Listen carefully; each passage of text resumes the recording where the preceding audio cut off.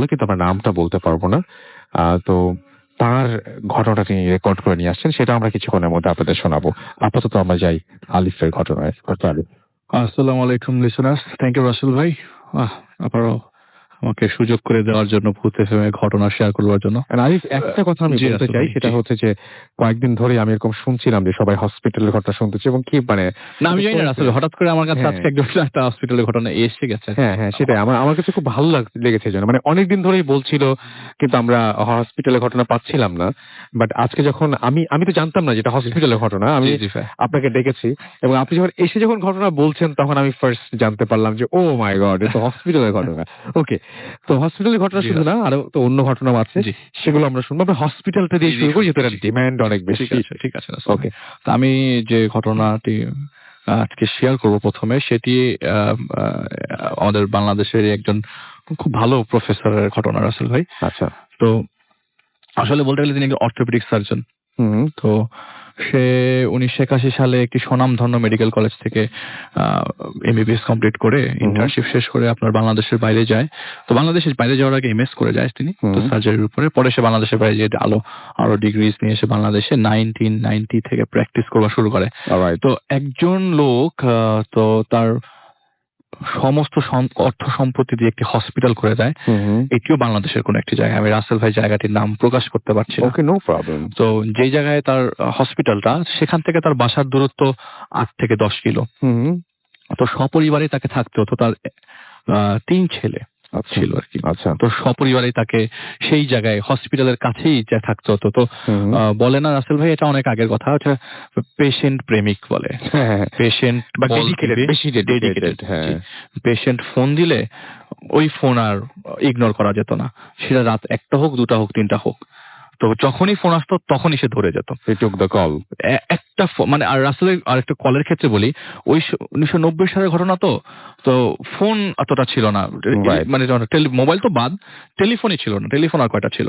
তো তার বাসায় একটা টেলিফোন ছিল, তার হসপিটালে একটা টেলিফোন ছিল, ওই এরিয়াতে মোটামুটি 3টা টেলিফোন ছিল। আচ্ছা, তো এই 2টা টেলিফোন, এবং তাকে যে কোনো ভাবে হোক সবাই কানেক্ট করতো। এই 3টাকে তো কানেক্ট করতো কি, আপনার হসপিটাল থেকে ওই ফোন, নরমালি এতটা ফোনও নাই যে অন্য জায়গায় ফোন করবে, নরমালি ফোন 2টা হসপিটালেই কানেক্টেড ছিল। তো তিনি সবসময় পেশেন্টের জন্য সর্বদা রেডি।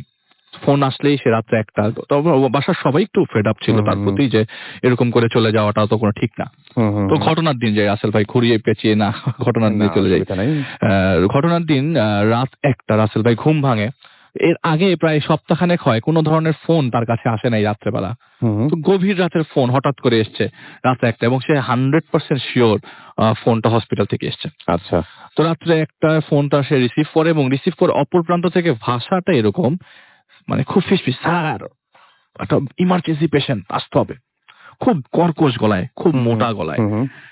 বলে কি, এরকম ভাবে তো আমাকে কখনো হসপিটাল থেকে কল দেয় না। তো নিশ্চয়ই কোনো ইমার্জেন্সি পেশেন্ট আসলেই আসছে হয়তো বা। সে কি করলো, রেডি হয়ে কোনো মতে ড্রেস পরেই বের হয়ে গেল। আচ্ছা, তো বাসার নিচে নামতেই ওই এলাকাতে রাসেল ভাই, স্কুটার তো পরের কথা, রিক্সা ওই মুহূর্তে অ্যাভেলেবেল কোথার থেকে রাসেল ভাই এই জায়গাটাতে, ওটা মফস্বল এরিয়া অবশ্যই, কিন্তু অ্যাভেলেবেল কিভাবে। তো উনি নামার সাথে সাথে দেখলাম বাসার সামনে একটা রিক্সা দাঁড়িয়ে আছে। আচ্ছা, সবকিছু মনে হচ্ছে রেডি একদম, মানে তার হাতের নাগালি। তো সেই রিক্সাওয়ালাকে জিজ্ঞেস করলো যে এই জায়গায় যাবা কিনা। রিক্সাওয়ালা বললে একটু বেশি ভাড়া বাড়ায় দিলে যাবো। তো রিক্সায় উঠেছে। তো তার কথা মতো রাসেল ভাই, আসলে আমার ঘটনার সাথে রিক্সাওয়ালা কোনোভাবে জড়িত না, বলে দিই আগের থেকে। তো তার কথা মতো যে রিক্সায় এত জোরে টানছে, আমি এখন যে মানে আলিফ, এখন যে তুমি দেখো মেশিন রিক্সাগুলা দেখো, ওটার থেকে অনেক ফাস্ট, এত জোরে রিক্সা টানছে। তো আমি কিছুক্ষণের মধ্যে, প্রায় 15 মিনিটের মাথায়, আমি 10 থেকে 12 মিনিটের মাথায় আমি হসপিটালের কাছে চলে যাই। আমার ঘটনা তো ওখান থেকেই মনে হয় শুরু। হসপিটালে যাওয়ার পরে উনি দেখলেন হসপিটালে একটা কাকপক্ষীয়, একটা বেড়ালও নাই, পাশ দিয়ে হেঁটে যায় এরকম বিড়ালও নাই। রাত তখন 1:30 পৌনে 2টা বাজে, বিড়ালও নাই। তাই এত সুনসান হসপিটাল তিনি আগে কখনো দেখে নাই। যে আমি তো এই হসপিটালে চাকরি করি, এর আগে তো আমি বহুবার রাত্রেবেলা এসে সার্জারি করে গেছি, কিন্তু এখানে একটা মানুষ নাই, এটা আমি কখনো দেখি নাই। এখানে তো মানুষ থাকার কথা। আর তাকে যে অ্যাপয়েন্টেড দিয়েছে সে হচ্ছে তার খুবই কাছের মানুষ। তো সে তো মালিক, ওই হসপিটালের মালিক। অনেক মানুষ অ্যাপয়েন্টেড করা, প্রায় 20 থেকে 25টা বেড আছে রাসেল ভাই। তো নিশ্চয়ই এটা একটা ভালো হসপিটাল যেখানে নর্মালি সার্জারি হয়, Right. অন্যান্য সার্জারি হয়, True. অন্যান্য ডিপার্টমেন্টের ডাক্তাররা আছেন। তো উনি দেখে একটা মানুষ না, একটা বান্দা নাই ভেতরে। যখন সে ঢোকার পরে দেখে যে ডানে বামে লবি, যে বিশাল বড় লবি, সেই লবিতে একটা মানুষ নাই।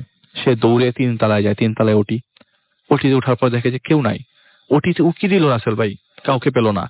সে পেছনে আসলো, ওটি উকি দেওয়ার সিস্টেম নেই, কারণ আপনি যদি স্টেরিলাইজ না হয়ে যান ওটিতে ঢুকতে পারবেন না। সে কোনো মতে জানালো, ওটি রুমের যে একটা গ্লাস আছে, গ্লাস দিয়ে দেখার চেষ্টা করলো যে ভেতরে কেউ আছে কিনা।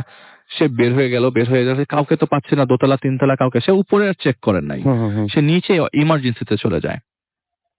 তো নর্মালি রাসেল ভাই, যদি কেউ ইমার্জেন্সি পেশেন্ট আসে, সবার আগে ইমার্জেন্সিতেই লোক থাকে, তো সেটা চিন্তা করে ইমার্জেন্সিতে এক দৌড়ে যাওয়ার চেষ্টা করে, যে তো ফার্স্ট হেডে ইমার্জেন্সির কাছে কাউকে পাওয়া যায় কিনা। সে ইমার্জেন্সি করে দেখে কেউ নাই, ইমার্জেন্সি তো কেউ নাই, পুরো হসপিটালটা খালি। তো সে বলে যে আমি এরকম অপরিচিত পরিবেশ যদি অপরিচিত লাগতে থাকে, আপনি কি রকম ভাববেন? যে আপনি হসপিটালে চাকরি করেন, কিন্তু একটা মানুষ নাই সেজন্য। আর রাতটাও কি তখন গভীর, রাত 2টার কাছাকাছি। তো একটা বয়স্ক লোক পাওয়া গেল, তো তাকে জিজ্ঞেস করলো কি ব্যাপার। মানে নর্মালি তাকে কোনো কোয়েশ্চেন করার মতো লোক না সে। তো জিজ্ঞেস করলো কি বল, লোক কোথায়? তো উনি মাথাটা নিচু করে, মাথাটা আস্তে করে নাড়ালো, মানে সে কিছু জানে না। তো সে আবার সিঁড়ির দিকে যেতে না যেতে 4 জন লোক তার সামনে আসলো রাসেল ভাই। 4 জনের হাইট মোটামুটি একই রকম, 4 জনই সাদা কাপড় পরা। 4 জন তার সামনে আসলো এবং খুব তীক্ষ্ণ গলায় তাকে জিজ্ঞেস করলো যে আপনি কি ডক্টর সাইফুল্লাহ নাকি?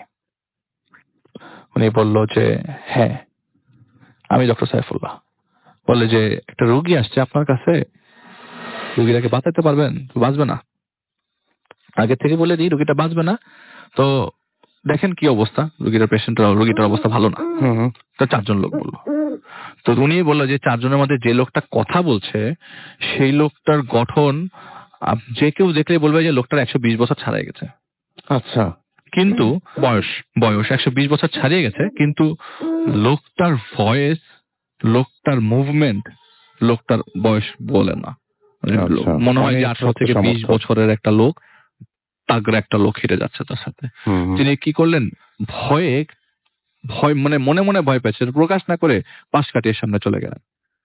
খালি মনে হয় তার পিছনে তাকানোর জন্য হয়তো ওয়েট করছিল তারা। সে খালি পিছনে তাকালো, আর তাকানোর সাথে সাথে সেই লোকগুলা 1 সেকেন্ডে পলকেই তার সামনে চলে আসলো আসলে। এসে বললো যে লাশের খাটিয়া রেডি, কাফনের কাপড় রেডি, সুরমা রেডি, সব রেডি। আপনি খালি ওটিতে যান, দেখেন বাঁচাতে পারেন কিনা। বললাম পেশেন্ট বাঁচবে না। তো সে উপরে উঠলো, কারণ তার কথা হলো যে যদি এরকম পেশেন্ট বাঁচবে না এতই আগের থেকেই সে যখন জানে, তাহলে আমাকে কেন ডেকে আনা হলো? রাইট। তো জিনিসটাকে সে ওভারলুক করে ওটির দিকে গেলেন। ওটির দিকে যেতেই একটু আগে কিন্তু সে ওটির থেকে ইমার্জেন্সি দিকে গেছেন রাসেল ভাই। ওটিতে যাওয়ার পরে দেখেন যে প্রায় 20 থেকে 25 জন বোরকাওয়ালা মহিলা ওখানে বসে আছে মাটিতে, কালো বোরকাওয়ালা। চোখগুলো জল জল করছে, চোখগুলো দেখা যাচ্ছে পুরো ক্লিয়ার, জল জল করছে। মানে সে ওই মুহূর্তে তার সারা শরীর ঠান্ডা হয়ে আছে। কোন দোয়া পড়বে, কোন দোয়া পড়লে তার জন্য সুবিধা, এই জিনিসগুলো চিন্তা করার আগেই ওটি রুমের দরজা খুলে একটা মহিলা তার সামনে আসলো। আসার পর বলল আসেন ভেতরে। সে ভেতরে গেল, ভেতরে যাওয়ার পর দেখলো একটা বডি তার ওটি টেবিলের পাশে। সে আগে আমি বলিনি রাসেল ভাই, আমাদের তো ডিরেক্টলি ডাক্তাররা ওটিতে ঢুকে যায় না, স্টেরিলাইজ হয়, কাপড় চোপড় পরে তারপরে ভেতরে যায়। সে তার সব নিয়ম কানুন গুলো পালন করে ওটিতে ঢোকার পর দেখলো যে ওটি টেবিলটা আছে, সেই টেবিলটার উপর একটা মানুষ পড়ে আছে। কিন্তু গঠনটা ঠিক এরকম যে ওই পাশে একটা নার্স দাঁড়ানো, যে নার্সটা তার পরিচিত, যে তার কাছে মনে হচ্ছে যে এই নার্সটা তো আমি রেগুলার, নার্সটাকে রেগুলারলি দেখে, এই নার্সটার নাম সাইয়েদা, রেগুলারলি দেখে। কিন্তু নার্সটার সাথে সে আই কন্ট্যাক্ট করার চেষ্টা করছে, যে কিছু বোঝানোর চেষ্টা করছে, কিন্তু নার্স কোনো কথা বলছে না। এমন একটা ভাব যে নার্স তাকে চিনিই না। হ্যাঁ হ্যাঁ হ্যাঁ। তো ডান পাশে দেখলো যে ওটির ডান পাশে অ্যাম্বু ব্যাগ, তারপরে আপনার অ্যাম্বু ব্যাগ মানে কি, মানে শ্বাসকষ্টের জন্য মুখে যেটা আমরা অপারেশনের সময় দেই। তারপরে আপনার ওই জাফর সাহেব, জেনারেল অ্যানেস্থেসিওলজিস্ট, জিএ যে করে, কারণ আগে সব কাজগুলো জিএতেই হতো। তো সে দাঁড়িয়ে আছে, এই লোকটার সাথেও সে আই কন্ট্যাক্ট করার চেষ্টা করছে, কারণ তার সাথে যা ঘটছে সব অ্যাবনর্মাল। যদি আই কন্ট্যাক্ট করে কোনোভাবে বের হওয়া যায়, পালিয়ে বের হয়ে যায় ওটি থেকে, কিন্তু কোনোভাবেই তার দিকে দৃষ্টি আকর্ষণ করতে পারছেন না ওই জাফর সাহেবের।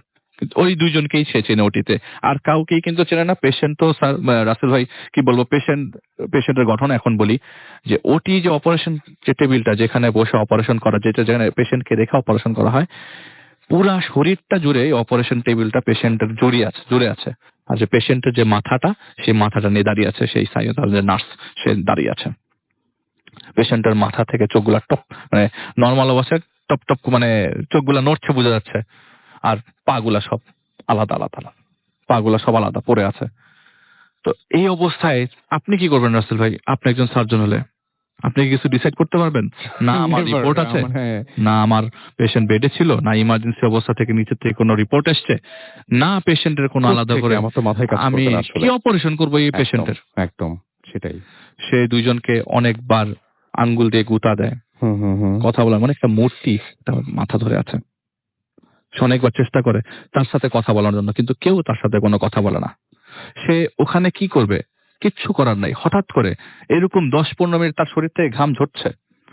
10-15 মিনিট পরে ওটির দরজা খুলে ওই 4 জন লোক আসলো, এবং আসার সময় পুরো দরজাটা খুলে ওপেন ভাবে লাশের খাটিয়াটা নিচ দিয়ে ধরে, হাত দিয়ে ধরে নিয়ে আসছে, কাঁধের উপরে না, হাত দিয়ে ধরে লাশের খাটিয়াটা ঠিক যেখানে অপারেটিং টেবিলটা আছে তার থেকে 3 ফিট দূরে রাখা হলো। এবং যে 4 জন লোক তারা কোনায় গিয়ে দাঁড়ালো এবং বললো আপনি করেন, যা যা করার করেন।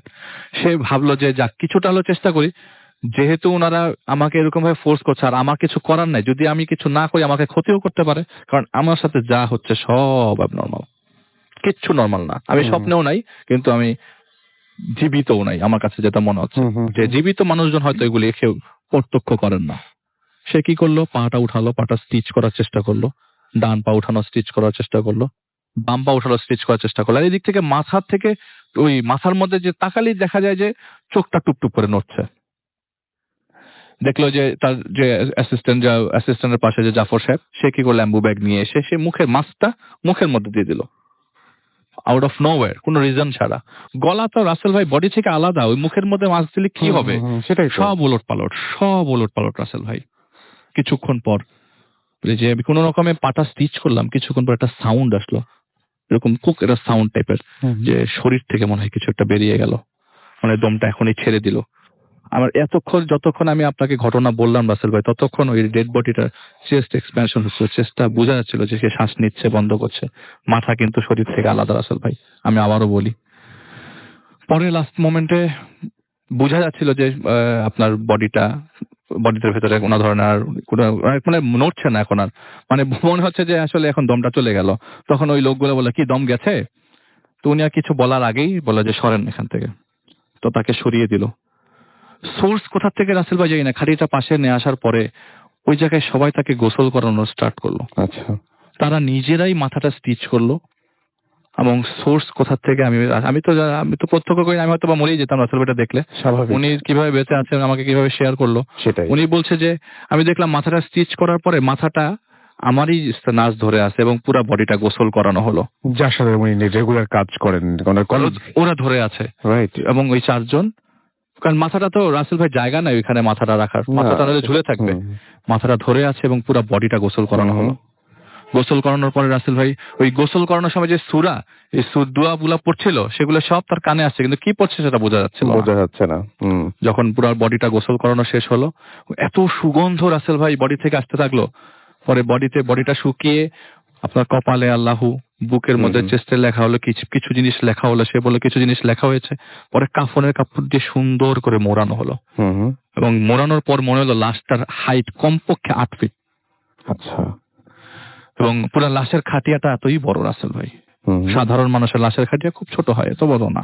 রাইট। কিন্তু এটা অনেক বড় খাটিয়া, মনে হয় মাপ দিয়ে আগের থেকে খাটিয়া বানানো হয়েছে। তো লাশের খাটিয়াটা যখন লাশে নামলো, তারা লিমা পড়তে পড়তে পড়তে আস্তে আস্তে বেরিয়ে গেল। আসলে ওনার সাথে যে লোক যুদ্ধ ছিল যাদেরকে উনি চেনেন, তারাও বের হয়ে গেল। তারা বুঝতে বাকি নাই যে they were possessed or something। সে দরজাটা খুললে মানে কিছুক্ষণ সে মানে চিন্তা করলো তখন আমার সাথে কি হলো।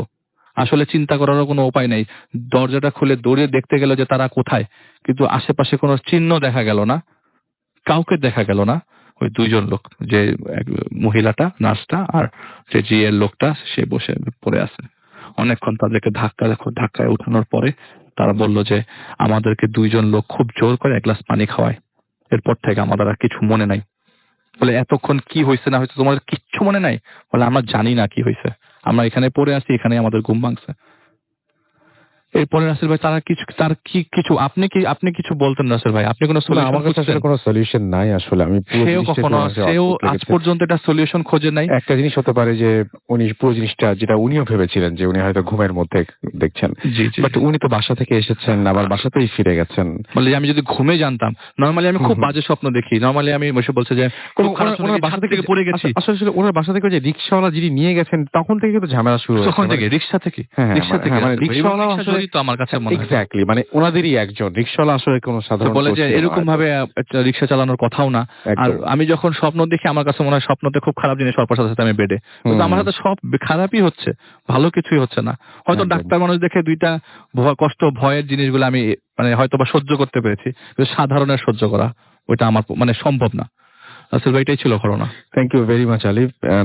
আমি শিওর যে আপনাদের কাছে এরকম ঘটনা আমি যদি চাই তাহলে আপনারা আরো দিতে পারবেন, এবং আপনাদের কাছে ডেফিনেটলি আছে। এবং আপনাদের যারা যারা আমাদের এখন যদি শুনে থাকেন কোনো স্পেশালি ডক্টরস যারা শুনছেন, তাদেরকে রিকোয়েস্ট করব যে আপনাদের ঘটনা সবাই জানতে চান, আপনাদের মানে কাছ থেকে বেশি শুনতে চান সবাই, অনেকে পছন্দ করেন। এবং প্রত্যেকটা মেডিকেল কলেজ বা যাই বলি না কেন সেখানে একটা না একটা হলেও এরকম লাশ নিয়ে কাহিনী থাকে। সেই কাহিনীগুলো প্লিজ আমাদের লিখে পাঠান, প্লিজ আমাদের এখানে এসে শেয়ার করুন এবং সবাইকে জানান সেটা।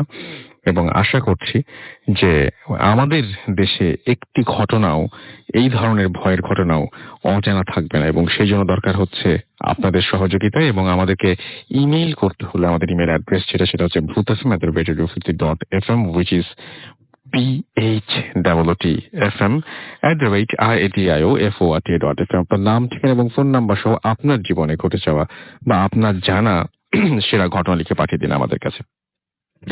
একই সাথে আমি আরেকটা জিনিসই বলবো, আর সেটা হচ্ছে যে আমাদের যে ইমেল, আমাদের যে SMS, সেখানে আপনি SMS করতে পারেন। আমাদের SMS করতে হলে মোবাইলে মেসেজ অপশনে গিয়ে টাইপ করতে হবে ফুর্তি, FORT স্পেস আপনার নাম স্পেস আপনার মেসেজ পাঠাতে হবে 9840 নাম্বারে।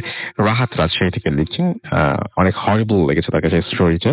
ময়মনসিং থেকে রনি লিখেছেন ভয় লাগছে। মুন্না এবং ফাহিম রাজশাহী থেকে লিখছেন নাইস স্টোরি, এবং এটা তাদের প্রথম SMS। থ্যাংক ইউ আপনাদের প্রথম SMS এর জন্য, আপনাকে অনেক ধন্যবাদ। পারভেজ এবং তামান্না স্টেডিয়াম ময়মনসিং থেকে লিখেছেন, জ্যাকলিন নাটোর থেকে লিখেছেন, শাহিন আমাদের লিখেছেন এবং যাকে কাছে অনেক ভালো লাগছে। সামি মোহাম্মদপুর থেকে লিখেছেন এসএসসি এক্সাম শুরু হয়েছে এবং দোয়া করতে বলেছেন। ডেফিনেটলি দোয়া করি। কাজিন ইসরাত তাসনিম মিম লিখেছেন first story, great story. Shaila Khulna থেকে লিখেছেন আমাদেরকে। আমিনুল ইসলাম লিখেছেন কুমিল্লা থেকে, I love Bhootom and we love you too. Rabbi from আচ্ছা নামটা খুব অন্যরকম, পড়তে কষ্ট সমস্যা হচ্ছে। এসএসসি এক্সাম চলছে তার। খুলনা থেকে আনোয়ার এবং তার ওয়াইফ আফরিন আমাদের SMS করেছেন। খায়রুল ইসলাম ঘাটাইল থেকে আমাদের SMS করেছেন, এক কাপুর ফিল্ম শুনছেন তিনি। আমাদেরকে রাইসা SMS করেছেন দৌলতপুর কুষ্টিয়া থেকে, I love Bhootom. Thank you very much for being with us Raisa, and I hope যে আজকের সব ঘটনাগুলো আপনি উইল এনজয় আ লট। আমাদেরকে হেলাল হাসনাবাদ থেকে SMS করেছেন। হিমেল চৌধুরী আমাদের SMS করেছেন গাজীপুর থেকে। এছাড়া আমাদের আলী AHM সিলেট থেকে SMS করেছেন। আদনান সিলেট থেকে SMS করেছেন। আলিফ ভাইয়ের স্টোরি গুলো অলওয়েজ জোস হয়। ইয়েস আই এগ্রি যে আপনার মানে আলিফ ভাইয়ের যে সমস্ত ঘটনাগুলো নিয়ে আসেন সেগুলো অলওয়েজ এরকম চমৎকার সুন্দর হয়। স্বর্ণা আমাদের SMS করেছেন, স্বর্ণা আখতার মিম খুলনা থেকে, ভালো লাগছে। মোস্তাক সিলেট থেকে SMS করেছেন। এছাড়াও লি গুলশান থেকে শুনছেন আমাদেরকে। দেখতে পাচ্ছি খুলনা থেকে আবারও আনাদার ওয়াইফ আফরিন লিখেছেন, আমাদেরকে মারুফ লিখেছেন। এছাড়াও ঢাকা থেকে লিখেছেন মাহফুজ রানা, আমাদের লিখেছেন সাগর লিখেছেন আমাদেরকে তার ইয়াঙ্গার ব্রাদার মুসা, তারা শুনছেন। SH আবরার হাজারিবাগ থেকে আমাদের SMS করছেন। সাফায়েত আমাদের SMS করছেন। Thank you, thanks to everyone. আমি জানাতে চাই আপনাদেরকে অনেক অনেক ধন্যবাদ আমাদেরকে শোনার জন্য, অ্যান্ড আশা করছি পুরোটা সময় আমাদের সঙ্গে থাকবেন। আমার কাছে একটা অডিও ক্লিপ তো আছেই, তার আগে আমি একটা ঘটনা পড়তে চাই। ঘটনাটি পুরোপুরি ইংলিশে লেখা, সো আমাকে ডিরেক্টলি আমাকে মানে পড়তে হবে, এবং আমি এটা বাংলা করি না, আমি নিজের মতো করে গুছিয়ে বলছি, তাতে তাদের আরো বেশি অথেন্টিক থাকে। দ্যাটস ওয়াই আমি সেটা করিনি আর কি। বাংলা যদি আমি অনুবাদ করি তাহলে অনেক কিছুই আমার কাছে কেন যেন মনে হয় যে চেঞ্জ হয়ে যেতে পারে হয়তো। যাই হোক, তো যিনি লিখছেন তিনি লিখছেন, my grandfather once had a radio, এবং একটা রেডিও ছিল এবং তিনি বলছেন যে যে সময়টার কথা তিনি বলছেন, দ্যাট টাইম একটা রেডিওর অনেক দাম অনেক বেশি ছিল, মানে ওই দিনে ওই সময়ের প্রেক্ষাপটে। এবং তিনি তার রেডিও অনেক বেশি ভালোবাসতেন, এবং এত বেশি ভালোবাসতেন যে অন্য কোনো কিছু বোধহয় তিনি এতটা পছন্দ করতেন না। অ্যান্ড তিনি এই রেডিওটা যে তার কাছে ছিল সেটা তিনি কাউকে টাচ করতে পর্যন্ত দিতেন না। এবং একটা ফিনান্সিয়াল প্রবলেম হয় কোনো একটা কারণে, এবং যেটা হয় পছন্দের জিনিসগুলোর মনে হয় সমাপ্তি এভাবেই ঘটে, এবং somehow he had to sell the radio. এবং তিনি যদিও সেটা কোনোভাবেই মেনে নিতে পারছিলেন না, অ্যান্ড তিনি খুব ডিপ্রেসড ছিলেন, এবং তিনি 1 সপ্তাহের জন্য খাওয়া দাওয়া বন্ধ করে দিয়েছিলেন এই রেডিওটা বিক্রি করার পরে। এবং তারপরে যেটা হলো সেটা হচ্ছে যে তিনি সেম রেডিও পরবর্তীতে আবারও যখন মানে সবকিছু স্বাভাবিক হলো তিনি খুঁজেছেন, বাট সেই জিনিসটা যেটা তিনি একবার মানে সেল করেছেন সেই জিনিসটা তিনি আর পাননি। ইন 2015 তার খুবই রিসেন্ট সময়ের কথা বলছেন তিনি, এবং তিনি বলছেন যে তার গ্র্যান্ডফাদার একটা অ্যান্টিক শপে যান একটা বিছানা কিনতে, এবং তিনি একটা বড় সড়ো দেখে মানে বিছানা কেনেন এবং তিনি এটা দাম দেন। বাট যখন তিনি চলে আসছিলেন ওইখান থেকে, হঠাৎ করে তিনি দেখলেন যে রাস্টি একটা অনেক পুরনো একটা রেডিও সেটা শেলফের উপরে রাখা, এবং একটা ডার্কেস্ট কর্নার যদি বলে দোকান, মানে সেটা সবচাইতে অন্ধকার যে জায়গাটা, আলো আলো আবছা আবছা আধার এরকম টাইপের একটা কর্নারের মধ্যে সেটা রাখা। এবং তিনি হঠাৎ করেই জিনিসটা দেখে খুব খুশি হয়ে গেলেন, এবং তিনি আর এক মুহূর্ত দেরি করলেন না, সেটা ছিল একটা রেডিও, এবং সেই রেডিওটা তিনি কিনে ফেললেন সঙ্গে সঙ্গে, এবং কিনে তিনি বাসায় ফিরে আসলেন। এবং তিনি যেটা করলেন সেটা হচ্ছে শপকিপার যখন কেনার আগে একবার একটা ওয়ার্নিং দেয়, এবং তাকে ওয়ার্ন করে এটা বলে যে রেডিও ওয়াজ কার্সড, অভিশপ্ত একটা রেডিও, আপনারা বুঝতেই পারছেন। তো এই সমস্ত ব্যাপারে তার গ্র্যান্ডফাদার একেবারেই বিশ্বাস করতেন না, এবং তিনি এই সমস্ত মানে কার্স, তারপরে এই সমস্ত ধরনের যে ব্ল্যাক ম্যাজিক, এই সমস্ত ব্যাপারে তারা তিনি পাত্তা টাত্তা দিতেন না। তো তিনি সেটা কিনে ফেললেন, এবং এটা ইট ওয়াজ দ্য বিগেস্ট মিস্টেক। এবং সেটা আমরা পরে আসছি, এবং তিনি সেই রেডিওটা কিনে নিয়ে যান এবং তিনি দেখেন যে এটা কাজ করছে কিনা। Yes, it was working, and এর সাউন্ডটা ছিল মানে সো গুড। এবং তিনি যেটা করলেন সেটা হচ্ছে তিনি ভাবলেন যে আচ্ছা, তিনি বলেন যে তিনি রুমে শুনবেন তিনি, এবং তিনি বলেন যে এবং তিনি সেটা শুনবেন। বাট যেটা হলো সেটা হচ্ছে যে তিনি চাইলেন যে কিছু নেইবারদেরকেও তিনি এটা দেখাবেন, এবং তিনি এই জিনিসটা তাদেরকে ডেকে নিয়ে এসে তিনি মানে সবার মধ্যে শুনবেন।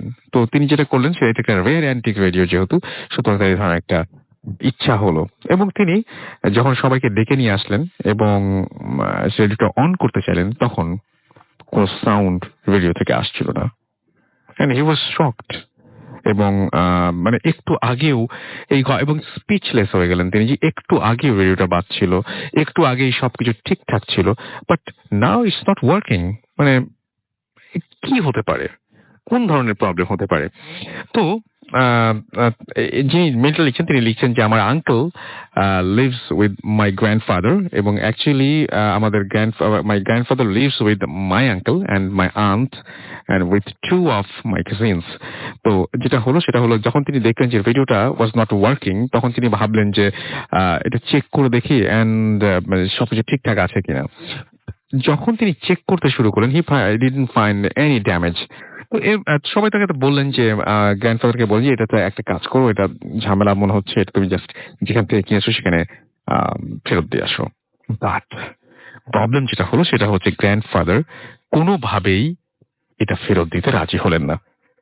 এবং দ্যাট নাইট যখন সবাই ঘুমোতে গেল এবং আঙ্কেলও ঘুমাচ্ছিলেন, ঠিক সেই মুহূর্তে হঠাৎ করে তার ঘুম ভেঙে গেল, এবং তিনি যেটা করলেন, হি গট আপ অ্যান্ড যখন দেখতে পেলেন যে একটা স্ট্রেঞ্জ স্পুকি একটা মিউজিক, একটা হারমোনি প্লে করছে, মানে কোথাও বাজছে এরকম। প্রথমে আঙ্কেল যেটা ভাবলেন যে এটা হয়তো আশেপাশে কেউ কোনো জায়গা থেকে আসছে, এবং কোনো নেইবার হয়তো এটা বাজাচ্ছে, এরকম কোনো কিছু ভাবে। এবং নেক্সট ডে যখন তিনি সবাইকে জিজ্ঞেস করলেন যে অ্যাবাউট দ্য মিউজিক, সবাই বলেন যে নো, কেউ সেটা এরকম ধরনের হারমোনি কেউ প্লে করেনি, এবং এবং last and only my son plays it, but he was staying with his aunt last night. একজন তার মধ্যে এটা বললেন, এবং মানে তার মানে একজন নেইবার ছিল, এই জন্য ইনি সন্দেহ করেছিলেন। বাট আমাদের মানে my uncle didn't take that matter seriously, এবং তিনি যেটা করলেন সেটা হচ্ছে তিনি কাউকে সেটা বললেন না। বাট মেইন ট্রুথ যেটা, সেটা হচ্ছে each and every one in the family সেই জিনিসটা আলাদাভাবে সেই সাউন্ডটা শুনলো। ওই যে একটা হারমোনি, ওই যে একটা সুর, ওই জিনিসটা সবাই ফ্যামিলির প্রত্যেকে আলাদাভাবে শুনলো। একদিন রাতে এই সাউন্ডটা খুবই লাউড হয়ে আসলো, এবং সবাই যেটা করলো রুম থেকে বেরিয়ে আসলো। এবং আই ওয়াজ অলসো দেয়ার, যিনি ঘটনা লিখছেন তিনি বলছেন তিনিও ওখানে ছিলেন। অ্যান্ড সবাই যখন বেরিয়ে আসলো লিভিং রুমে, এবং সবাই দেখলো যে সামথিং যেটা কেউ বিশ্বাস করতে পারলো না, উইথ এর ওন আইস, যেটা দেখলেন যে রেডিওটা প্লে করছে এবং একা একা প্লে হচ্ছে, এবং এইটার কোনো তার বা এটা এটা কেউ অন করেনি, এটা অন করা ছাড়াই রেডিওটা একা একা বাজছে। সবাই গুজবাম্প হতে শুরু করলো, হাত পা সব শিরশির করতে শুরু করলো, এবং সবাই ভীষণ ভয় পেল। এবং রেডিওটা পার্টিকুলার মেলোডি, একটা হারমোনি সেটা ইয়ে করছিল, প্লে করছিল, এবং একটু পরেই সেই মেলোডিটা চেঞ্জ হয়ে হঠাৎ করে নূপুরের মতো একটা সাউন্ড, ওই ধরনের সাউন্ডে পরিণত হলো। মনে হলো যে কেউ মনে হয় সামওয়ান ওয়াজ ড্যান্সিং, এরকম টাইপের একটা জিনিস হলো। এবং সবচেয়ে হরেবল যে ব্যাপারটা ঘটলো সেটা হচ্ছে যে একটু পরে হালকা একটা হাসি, একটা মেয়ের কণ্ঠে একটা হাসি শোনা গেল, এবং সবাই মিলে খুবই ভয় পেল। এবং তার মধ্যে যেটা হলো সেটা হচ্ছে যে যিনি লিখছেন তার আন্টি সঙ্গে সঙ্গে ফেইন্ট হয়ে গেলেন, অজ্ঞান হয়ে গেলেন, অ্যান্ড সমস্ত কাজিনরা কাঁদতে শুরু করলো। এবং তার আঙ্কেল যেটা করলেন তিনি হচ্ছে বাসা থেকে বের হয়ে গেলেন, এবং তার দাদা কিন্তু অর্থাৎ গ্র্যান্ডফাদার কিন্তু জাস্ট চুপচাপ শুনছিলেন ওই সাউন্ডটা আর হাসছিলেন। সাডেনলি সে বলল যে তিনি যেই মহিলার হাসি শুনছেন তাকে চেনেন। এটা বলার পর তিনি সবাইকে অবাক করে দিয়ে কাঁদতে শুরু করলেন। খুব তখন একটা ঘটনা, সেটা হচ্ছে আঙ্কেল সেই মুহূর্তে চলে আসলেন, তার চাচা ওই মুহূর্তে বাসায় ঢুকলেন, এবং তিনি একটা রড নিয়ে আসলেন, চিকন রড বাইরে থেকে নিয়ে আসছিলেন। তিনি ওটা আনতে গিয়েছিলেন, এবং সেটা নিয়ে সরাসরি তিনি রেডিওটার উপরে আঘাত করলেন, এবং এবং রেডিওতে এবং এবং এবং এবং একটা সাউন্ড তখন আসলো, মনে ডাইং সাউন্ড তখন আসলো। এবং গ্র্যান্ডফাদার যেটা করলেন সেটা হচ্ছে তিনি সঙ্গে সঙ্গে লাফ দিয়ে রেডিওর উপরে গিয়ে পড়লেন, এবং তিনি লাফ দিয়ে বললেন যে নো নো নো নো, এটা এটা এটা করো না। এবং তিনি সবাইকে থামতে বললেন, and everyone pushed my uncle away from the radio, and then যেটা করলেন সেটা হচ্ছে যে ওনার দাদা সঙ্গে সঙ্গে তার আঙ্কেলকে একটা থাপ্পড় দিলেন, যেটা তিনি কখনো করেন না। তিনি তো কোনো বাচ্চাকে কখনো কোনোদিন কোনো সময় মারধর করেন না। অ্যান্ড সবাই খুব শকড এবং টেরিফাইড। এটা যেটা হলো সেটা হলো যে দেখতে আস্তে আস্তে আস্তে আস্তে তার গ্র্যান্ডফাদার কাঁপতে শুরু করলেন, এবং আস্তে আস্তে তিনি হচ্ছে রেডিওর উপরে হাত বোলাতে লাগলেন, এবং সবকিছু, এবং তিনি বলেন যে সবকিছু ঠিক হয়ে যাবে। রেডিওর উপরে হাত বোলাচ্ছেন যেন ওটা একটা ক্যারেক্টার, একটা মানুষ, এরকম ভাবে। অ্যান্ড ফ্রম দ্যাট ডে রেডিওটা তার আঙ্কেলের অ্যাটিক রুমে, যে সেই রুমের মধ্যে ছিল, এবং 13 জানুয়ারি তিনি সেই রেডিওটা আবার দেখেছিলেন। যদিও সেদিন আর কোনো কিছু ঘটেনি, মানে সেদিন থেকে রেডিওটা ওই সেই ওপরে। এবং এই ছিল মোটামুটি ঘটনা। তো আমার কাছে অ্যান্টিক শপ থেকে কিনে নিয়ে আসা রেডিও, যে রেডিওটা অনেক অদ্ভুত টাইপের আচরণ করলো, একা একা বেজে ওঠে রাতের বেলায়, অদ্ভুত টাইপের একটা মেলোডিয়াস একটা সাউন্ড সেই রেডিও থেকে আসে। সেই সাউন্ড চেঞ্জ হয়ে নূপুরের শব্দে পরিণত হয়, তারপর সেই সাউন্ড আবার কান্নার শব্দে পরিণত হয়, তারপর সেই সাউন্ড হাসির শব্দে পরিণত হয়। আপনারা তো এখন রেডিও শুনছেন, রাইট? আপনার রেডিওটা যদি মোবাইলের ভেতরে থাকুক আর যাই থাকুক না কেন, যদি এইরকম অদ্ভুত আচরণ শুরু করে আজকে রাতে হঠাৎ করেই, এই ভূত এফএম শুনতে শুনতেই হঠাৎ করে দেখেন যে সুইচ অফ করছেন, বাট রেডিওটা চলছেই, একা একা ইচ্ছে মতো সাউন্ড প্লে করছে, হয়তো ভূতফেম না, অন্য কোনো কিছু শুনছে আপনি সেখান থেকে, এবং রেডিও অফ অবস্থায় কোনো স্টেশন হয়তো আপনি বাজাচ্ছেন না, আপনি হয়তো কোনো গান প্লে করছেন না আপনার আপনার লাইভ মিউজিক লাইব্রেরি থেকে, বাট এটা হচ্ছে মানে এটা একা একাই মানে রেডিও ইটসেলফ, রেডিও হচ্ছে গানটা প্লে করছে বা রেডিও সেই সুরটা প্লে করছে। কেমন লাগবে আপনার? Just think about it. আমার মনে হয় যে মানে এটা এটা খুবই খুবই খুবই অন্য ধরনের একটা ঘটনা যদি আপনি ইম্যাজিন করতে পারেন। Thank you very much. এতক্ষণ পর্যন্ত আনাস আহমেদ নাম লিখেছেন, আমি নামটা বলিনি। থ্যাংক ইউ ভেরি মাচ এরকম চমৎকার একটা স্টোরি আমাদেরকে পাঠানোর জন্য। Thank you. আই হোপ সবার ভালো লেগেছে, এবং যদি ভালো লাগে তাহলে আপনারাও এরকম ঘটনা প্লিজ আমাদের লিখে পাঠাবেন। এবং আপনারা তো অ্যাড্রেস জানেনই আমাদের, তারপর ফিরে এসে অ্যাড্রেস, ফেসবুকের আপনাদের যে সমস্ত কমেন্ট সেগুলো পড়বো। বাকিটা সময় আমাদের সঙ্গেই থাকুন। একটা ছোট্ট বিরতির পরে আবারও ফিরে আসছি। Stay tuned for your food don't stop. Booth FM. The night comes alive with Grammingphone.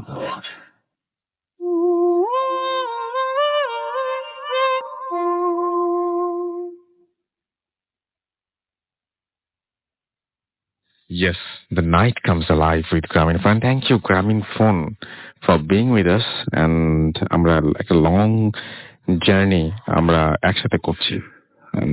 এটা মানে অলওয়েজ মানে আপনাদের সাথে এই জার্নিটা আমাদের ইট ওয়াজ মানে ইট হ্যাজ বিন বিউটিফুল এখনো পর্যন্ত। এবং আমরা আমরা সব আমরা উই আর সো গ্রেটফুল যে আমরা একসাথে অনেক মানে অনেক মজা হচ্ছে, এবং সবাই মিলে আমরা যে ঘটনাগুলো আমরা পাচ্ছি সেই ঘটনাগুলো আমরা এনজয় করছি, এবং প্রচুর ঘটনা পাচ্ছি রেগুলার। গত সপ্তাহে আমরা দেখেছি যে অনেকেই আমাদের এই ঘটনাগুলো অনেক প্রশংসা করেছেন। আজকে যারা আছেন আমাদের শুনছেন এই মুহূর্তে, তারা অনেকেই ঘটনার প্রশংসা করছেন। And thank you very much আমাদের সঙ্গে থাকার জন্য। আমরা ফেসবুকে দেখতে পাচ্ছি আঞ্জুমান আরা প্রিয়া আমাদের সঙ্গে আছেন এবং তিনি শুনছেন। অ্যান্ড আমাদেরকে দেখতে পাচ্ছি অ্যাপের ছবি আপ করেছেন তারিকুল ইসলাম, এবং তিনি শুনছেন কাতার থেকে অ্যাপ দিয়ে। আমাদের সাথে আছেন দেখতে পাচ্ছি এছাড়াও রুবেল হোসাইন নিলয়, তিনি আমাদের সাথে আছেন। রিকি রবিন আমাদের সাথে আছেন, এবং তিনি বলছেন রেডিওর স্টোরিটা অস্থির ছিল। দীপ্তি প্রধান আমাদের সঙ্গে আছেন। 10 জন বন্ধু একসঙ্গে শুনছেন। আপনাদের 10 জনকেই অনেক অনেক অনেক অনেক ধন্যবাদ আমাদের সঙ্গে থাকার জন্য। সাদাত হোসেন রাব্বি আমাদের সঙ্গে আছেন, এবং তিনি বলছেন হাই আমি রাব্বি কিশোরগঞ্জ থেকে শুনছি। থ্যাংক ইউ ভাই শোনার জন্য। নাইমুর আলম আমাদের সাথে আছেন, এবং তিনি বলছেন nice story, thank you. Shamim Siam লিখেছেন সেকেন্ড স্টোরি ওয়াজ গুড। আমাদের ফার্স্ট স্টোরিটাও কিন্তু অনেক ভালো ছিল, এবং সবাই সেটা লিখছেনও আপনারা। রবির ইসলাম রবি আমাদের সাথে আছেন, অনেকদিন পরে শুনছেন, এবং তিনি বলছেন যে অনেক ভালো লাগছে। শিমুল শানাল আমাদের সঙ্গে আছেন, এবং তিনি বলছেন যে ধানমন্ডি থেকে তিনি শুনছেন অ্যাপ দিয়ে। দেখতে পাচ্ছি ছবি আপ করেছেন।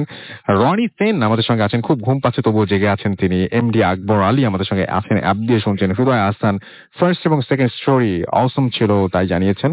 এমডি রাকিবুল হাসান সিয়াম আমাদের সাথে আছেন, আমাদের সাথে রয়েছেন দেখতে পাচ্ছি সম্রাট সিজ, এছাড়া আমাদের সাথে আছেন সুজন খান। MH শান্ত আমাদের সঙ্গে আছেন, লিখেছেন সেরা। এছাড়াও এফকে আবির হোসাইন আমাদের সঙ্গে আছেন, দুইটা কাহিনী অসম ছিল। আমাদেরকে অনুকূল ঘোষ লিখেছেন সেকেন্ড স্টোরিটা ওয়াজ সো হরেবল। আমাদের সাথে আছেন মাশফিক রহমান, এবং তিনি বলছেন ভাই আমার রেডিওতে তো অন্য কিছু বাজে, ভয় লাগছে। এটা এটা আপনি মজা করে বলছেন সেটা বুঝতে পারছি, বাট যদি সত্যি এরকম বেজে ওঠে তাহলে বুঝতে পারবেন আসলে ভয়ঙ্কর কিছু। না হলে মানে আসলেই HM হাসান আমাদের সাথে আছেন, and তিনি বলছেন I love booth FM very much. আমাদের সাথে আছেন দেখতে পাচ্ছি পিকে রিক, এবং এছাড়া আমাদের সাথে আছেন সেলিম লুধুয়া মতলব চাঁদপুর থেকে, এবং তিনি লিখেছেন যে গল্পটা তার কাছে অতটা ভালো লাগে নাই। তার কাছে কোনটা ভালো লাগে নাই ভাই আমি এটা বুঝি নাই।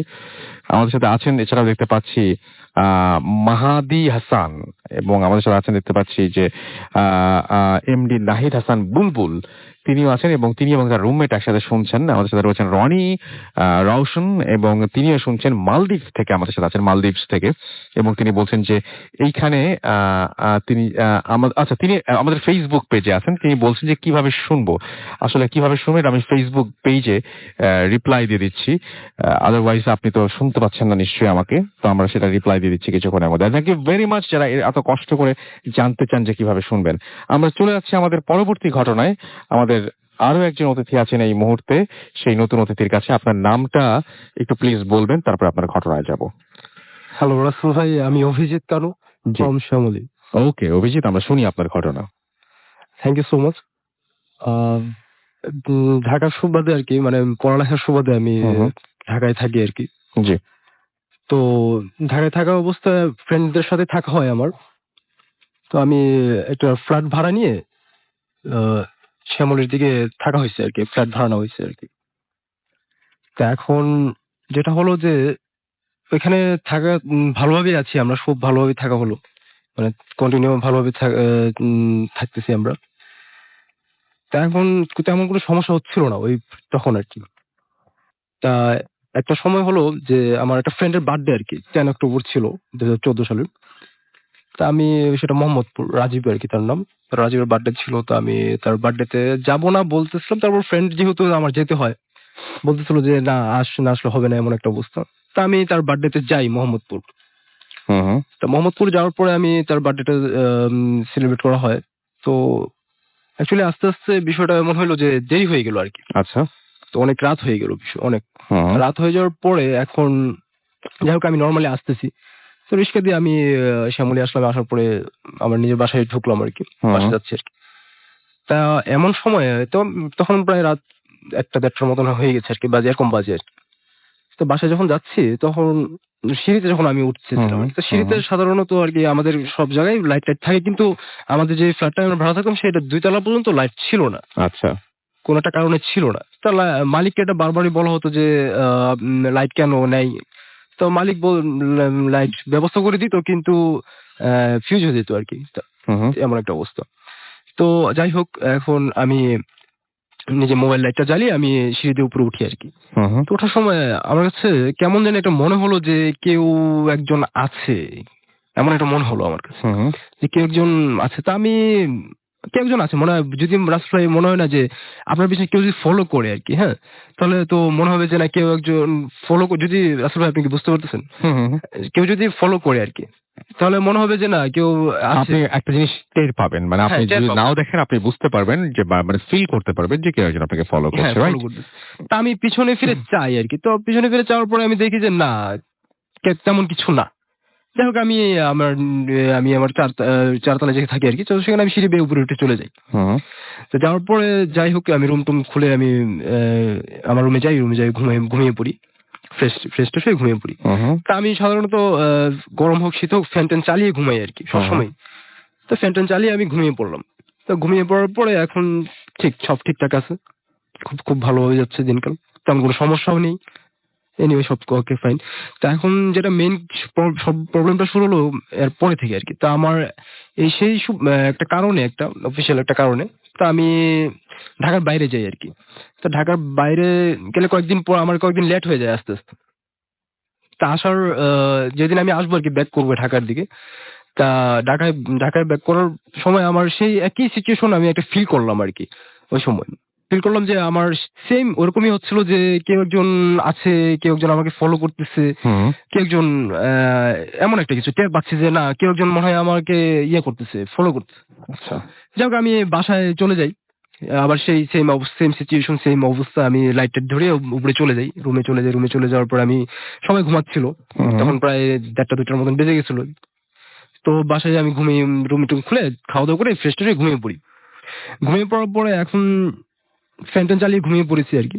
তো এখন যেটা হলো যে ঘুমিয়ে পড়ছি অলরেডি। তো এখন আমি হঠাৎ আমার কাছে আমি স্বপ্ন দেখতেছি না কি আমি কিছু বুঝতে পারতেছি না। ওই মুহূর্তেটা আমার জার্নি করে আসছিলাম অনেক, কিন্তু আমার মনে হচ্ছিল যে আমি কিছু একটা দেখতেছি স্বপ্নে। আচ্ছা। যে কেউ একজন বলতেছে যে মানে নিজের জীবন বাঁচানোর জন্য বলতেছে যে বাঁচাও বাঁচাও বাঁচাও, এমন একটা বলতেছে যে আমাকে বাঁচাও, আমাকে নিয়ে যাচ্ছে, আমাকে বাঁচাও।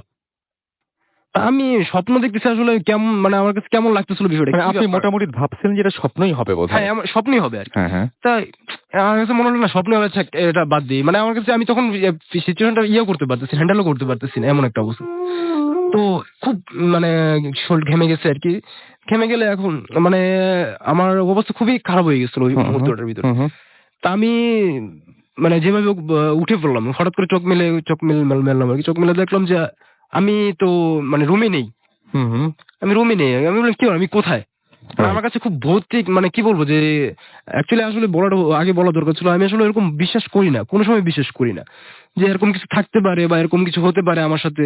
এরকম আমি কোন সময় বিশ্বাস করতাম না। কিন্তু আজ এই সিচুয়েশনটা যদি না হতো তাহলে আমি মানে বিশ্বাস করতামই না যে এরকম হয়, এরকম কিছু আছে, ভৌতিক রাইট, কিছু রাইট। হুম, এরকম হুম। থাকতে পারে। তা আমি দেখি যে আমি সিঁড়িতে। কেমনে কিভাবে পসিবল আমি এটা বুঝতেই পারতেছিলাম না যে আমি সিঁড়িতে কেন? আমি কি স্বপ্ন দেখতেছি না কিভাবে আমি অটোমেটিক সিঁড়িতে চলে আসছি। আমি তো রুম বন্ধ করে ভিতরে গিয়ে ভিতরে যাই, খাওয়া-দাওয়া করে ফ্রেশ-ট্রেশ হয়ে ঘুমাই। কিন্তু আমি কিভাবে আমি সিঁড়িতে কেন? ২ তলার সিঁড়িতে। যেখানে কারেন্ট লাইট-টাইট ছিল না আরকি। এখানে আপনার আসার কোনো কারণ এখানে নেই। আমার কোনভাবে আসার কারণ নাই। রাইট। তা আমি এখানে কেন? আমি খুব ভয় পেয়ে যাই যে কি ব্যাপার, আমি এখানে কিভাবে আসলাম? তা আমি মানে বুঝতে পারতেছিলাম না এরকম একটা সিচুয়েশন যে আমি বাসায় রুমে, তা আমি ২ তলায় কেন? যাই হোক আমি চিন্তা করলাম যে যাই হোক এখন নিজের জীবন বাঁচানি হচ্ছে ফরজ। ঠিক আছে? তা আমি ভগবানের নাম আ নিতে লাগলাম। আমার ইষ্ট দেবতার নাম নিতে লাগলাম যে আমি ভগবানের নাম আমি মনে, মনে অনেক নিচ্তেছি যে ভগবান হুম। আমি কোথায় আছি? কিভাবে আমাকে প্লিজ উদ্ধার করো। তো এমন অবস্থায় আমি কোনরকম আরকি একটা হলো যে না এখন স্বাভাবিক একটা পর্যায়ে আসলো। তা আমি কি করলাম যে ঠিক আছে আমি ওই মানে ধান্দার ভরে আরকি। ঠিক আছে? ধান্দায় আরকি। মানে একটা এলোমেলো একটা ধান্দার মধ্যে ছিলাম আরকি। তো আমি আস্তে, আস্তে সিঁড়ি বেয়ে উপরে উঠলাম আরকি। আমি আমার রুমে আস্তে, আস্তে গেলাম। কিন্তু আমি বুঝতে পারতেছিলাম না আমি কি সিঁড়ি বেয়ে উপরে যাচ্ছি নাকি কোথায় যাচ্ছি। যাই হোক আমি সিঁড়ি বেয়ে আমি জানি যে আমার ৪ তলায় আমি থাকি আমি। তো ওখানে আমি গেলাম যেয়ে আমি চাবি দিয়ে দরজা খুললাম। দরজা খুলে আমি বাসায় ঢুকলাম। বাসায় ঢোকার পরে দরজাটা লাগাই দেখলাম না সবাই তো ঘুমাই আছে। না আমি মনে হয় কি ব্যাপার? কিভাবে এখানে কি হচ্ছে না হচ্ছে? যাই হোক আমি রুমে গেলাম, রুমে যেয়ে ঘুমিয়ে পড়লাম। ঘুমিয়ে পড়ার পরে আমি বাতি জ্বালিয়ে ঘুমাইলাম। লাইট জ্বালিয়ে ঘুমাইলাম আরকি, হ্যাঁ? তো লাইটটা জ্বালালাম যে একটু ভয় করতেছিল, ভয় হুম। কাজ করতেছিল। সবাই ঘুমায় আছে। আমি বাইরে কিভাবে আমি কই আসলাম নাকি গেলাম না কি? তো আমি ঘুমিয়ে পড়লাম। ওইখানে যে লাইটটা জ্বালিয়ে ঘুমালাম আরকি। ঘুমানোর পরে এখন যেটা হলো আরকি যে ঠিকঠাক আছে সবকিছু ওকে ফাইন। দেন আমি যাই এ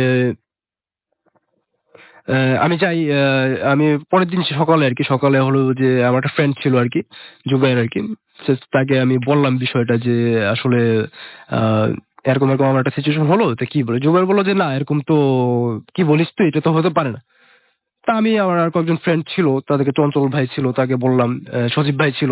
ওর বিষয়টা আমি শেয়ার করলাম যে, "সজীব ভাই এরকম বিষয় তা কি করা যায়?" তো সজীব ভাইয়ের একটা মানে সজীব ভাই এবং চঞ্চল ভাইয়ের পরিচিত একজন হুজুর ছিল আরকি। তো হুজুরের কাছে যে বলল যে, "ঠিক আছে তোমার যেহেতু এরকম ফিল হইছে তোমার কাছে তাহলে তুমি একটা কাজ করো। আ তুমি আমাদের চীনা পরিচিত যে হুজুর আছে তার কাছে যাও। যেয়ে আরকি বিষয়টা বলো দেখো কি হয়।" তিনি কি সলিউশনটা দেন আরকি। তা আমি তার কাছে যাই, হুজুরের কাছে নিয়ে যাই। নিয়ে যাওয়ার পরে তিনি আমাকে বললেন যে এভাবে বললেন যে, "আসলে তোমার সাথে যেটা হইছে তুমি যেদিন রাত্রে আরকি ব্যাক করছিলা মোহাম্মদপুর থেকে তখন আরকি তোমার সাথে একটা খারাপ কিছু তোমার সাথে আসছিল আরকি। খারাপ একটা কিছু, একটা বাতাসের মতো খারাপ একটা কিছু আসছে তোমার কাছে। যেটা তোমাকে আরকি মানে পজেস করতে যাচ্ছে আরকি। মানে তোমার দিকে নিয়ে যেতে চাচ্ছে আরকি এমন একটা কিছু। কোথাও নিয়ে যেতে চাচ্ছে হ্যাঁ, আমাকে কোথাও নিয়ে যেতে যাচ্ছে। তা আমি বললাম যে, "আচ্ছা, আচ্ছা। তো এরকম যদি হয় তাহলে এখান থেকে কিভাবে বাঁচা যায়? মানে এটা কি আমাকে ক্ষতি-টতি করতে হবে?" হ্যাঁ, বলল, "হ্যাঁ, তুমি যদি রাতে বের-টের হও তাহলে তোমার ক্ষতি হতে পারে।" কারণ তোমাকে যেহেতু সে তার একটা তোমার উপর একটা হয়েছে আরকি, প্রভাব হয়েছে। ঠিক আছে। এখন কি অবস্থা তাহলে আপনার? এখন হচ্ছে যে তিনি আমাকে একটা তাবিজ দিল আরকি। তিনি তাবিজ দিয়ে বলল যে, "আচ্ছা তুমি এই তাবিজটা তোমার বাম হাতে রাখো, বাঁধো আরকি।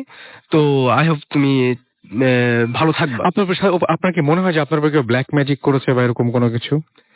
আমার হতে পারে, আমার মনে হয় হতে তাই? পারে। কিন্তু আমি সিউর না, হতেও পারে। এবং আপনি আপনি যে ঘুমিয়েছিলেন, ঘুমের মধ্যে সবকিছু দেখছিলেন এবং ঘুম থেকে চোখ খুলে তারপর আপনি দেখলেন যে আপনি সিঁড়ির উপরে দাঁড়িয়ে মানে সিঁড়ির উপর মানে আছে আরকি, বসে আছি আরকি। খুবই অদ্ভুত ব্যাপার। থ্যাংক ইউ ভেরি মাচ আপনার ঘটনার জন্য আপনাকে অনেক ধন্যবাদ। এন্ড আমি আই হোপ যে আপনারা শুনলেন, যারা তাদেরও অনেক কিছু বলার থাকবে সেটা অবশ্যই আপনারা বলবেন। আমি তো জাস্ট শুনি, কিন্তু কোনো মতামত দিতে পারি না। Thank you. এবং যদি সময় থাকে তাহলে আপনার কাছে আবারও ফিরে আসবো। আমরা একটা ছোট্ট বিরতিতে যাব, কারণ আমাদের লম্বা স্টোরি আছে, এরপরে আলিফ আসবে এবং আমি বলেছিলাম যে আরেকজন আপু আছেন আমাদের সঙ্গে যিনি ঘটনা শেয়ার করবেন কিছুক্ষণের মধ্যে। অবশ্যই তারটা আমরা প্লে করবো, তার ঘটনাটা। বাট রেকর্ডটা করেছে আলিফ এবং ওনার আজকে আসার কথা ছিল, কেন আসেননি সেটাও তিনি বলবেন। জাস্ট ব্রেকের পরে আমরা ঘুরে এসে এই সমস্ত বিষয় নিয়ে কথা বলবো। স্টে টিউনড ফর রেডিও ফুর্তি এন্ড ডোন্ট স্টপ ফুর্তি।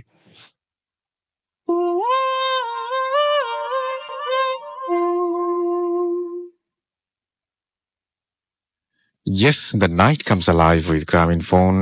শুনছেন সবসময় রেডিও ফুর্তি 8.0 FM and আমি রাস্তার আছি সাথে, আমার সাথে এই মুহূর্তে আছেন ডক্টর আলিফ। and আমরা এইবার সেই ঘটনাটায় যাব।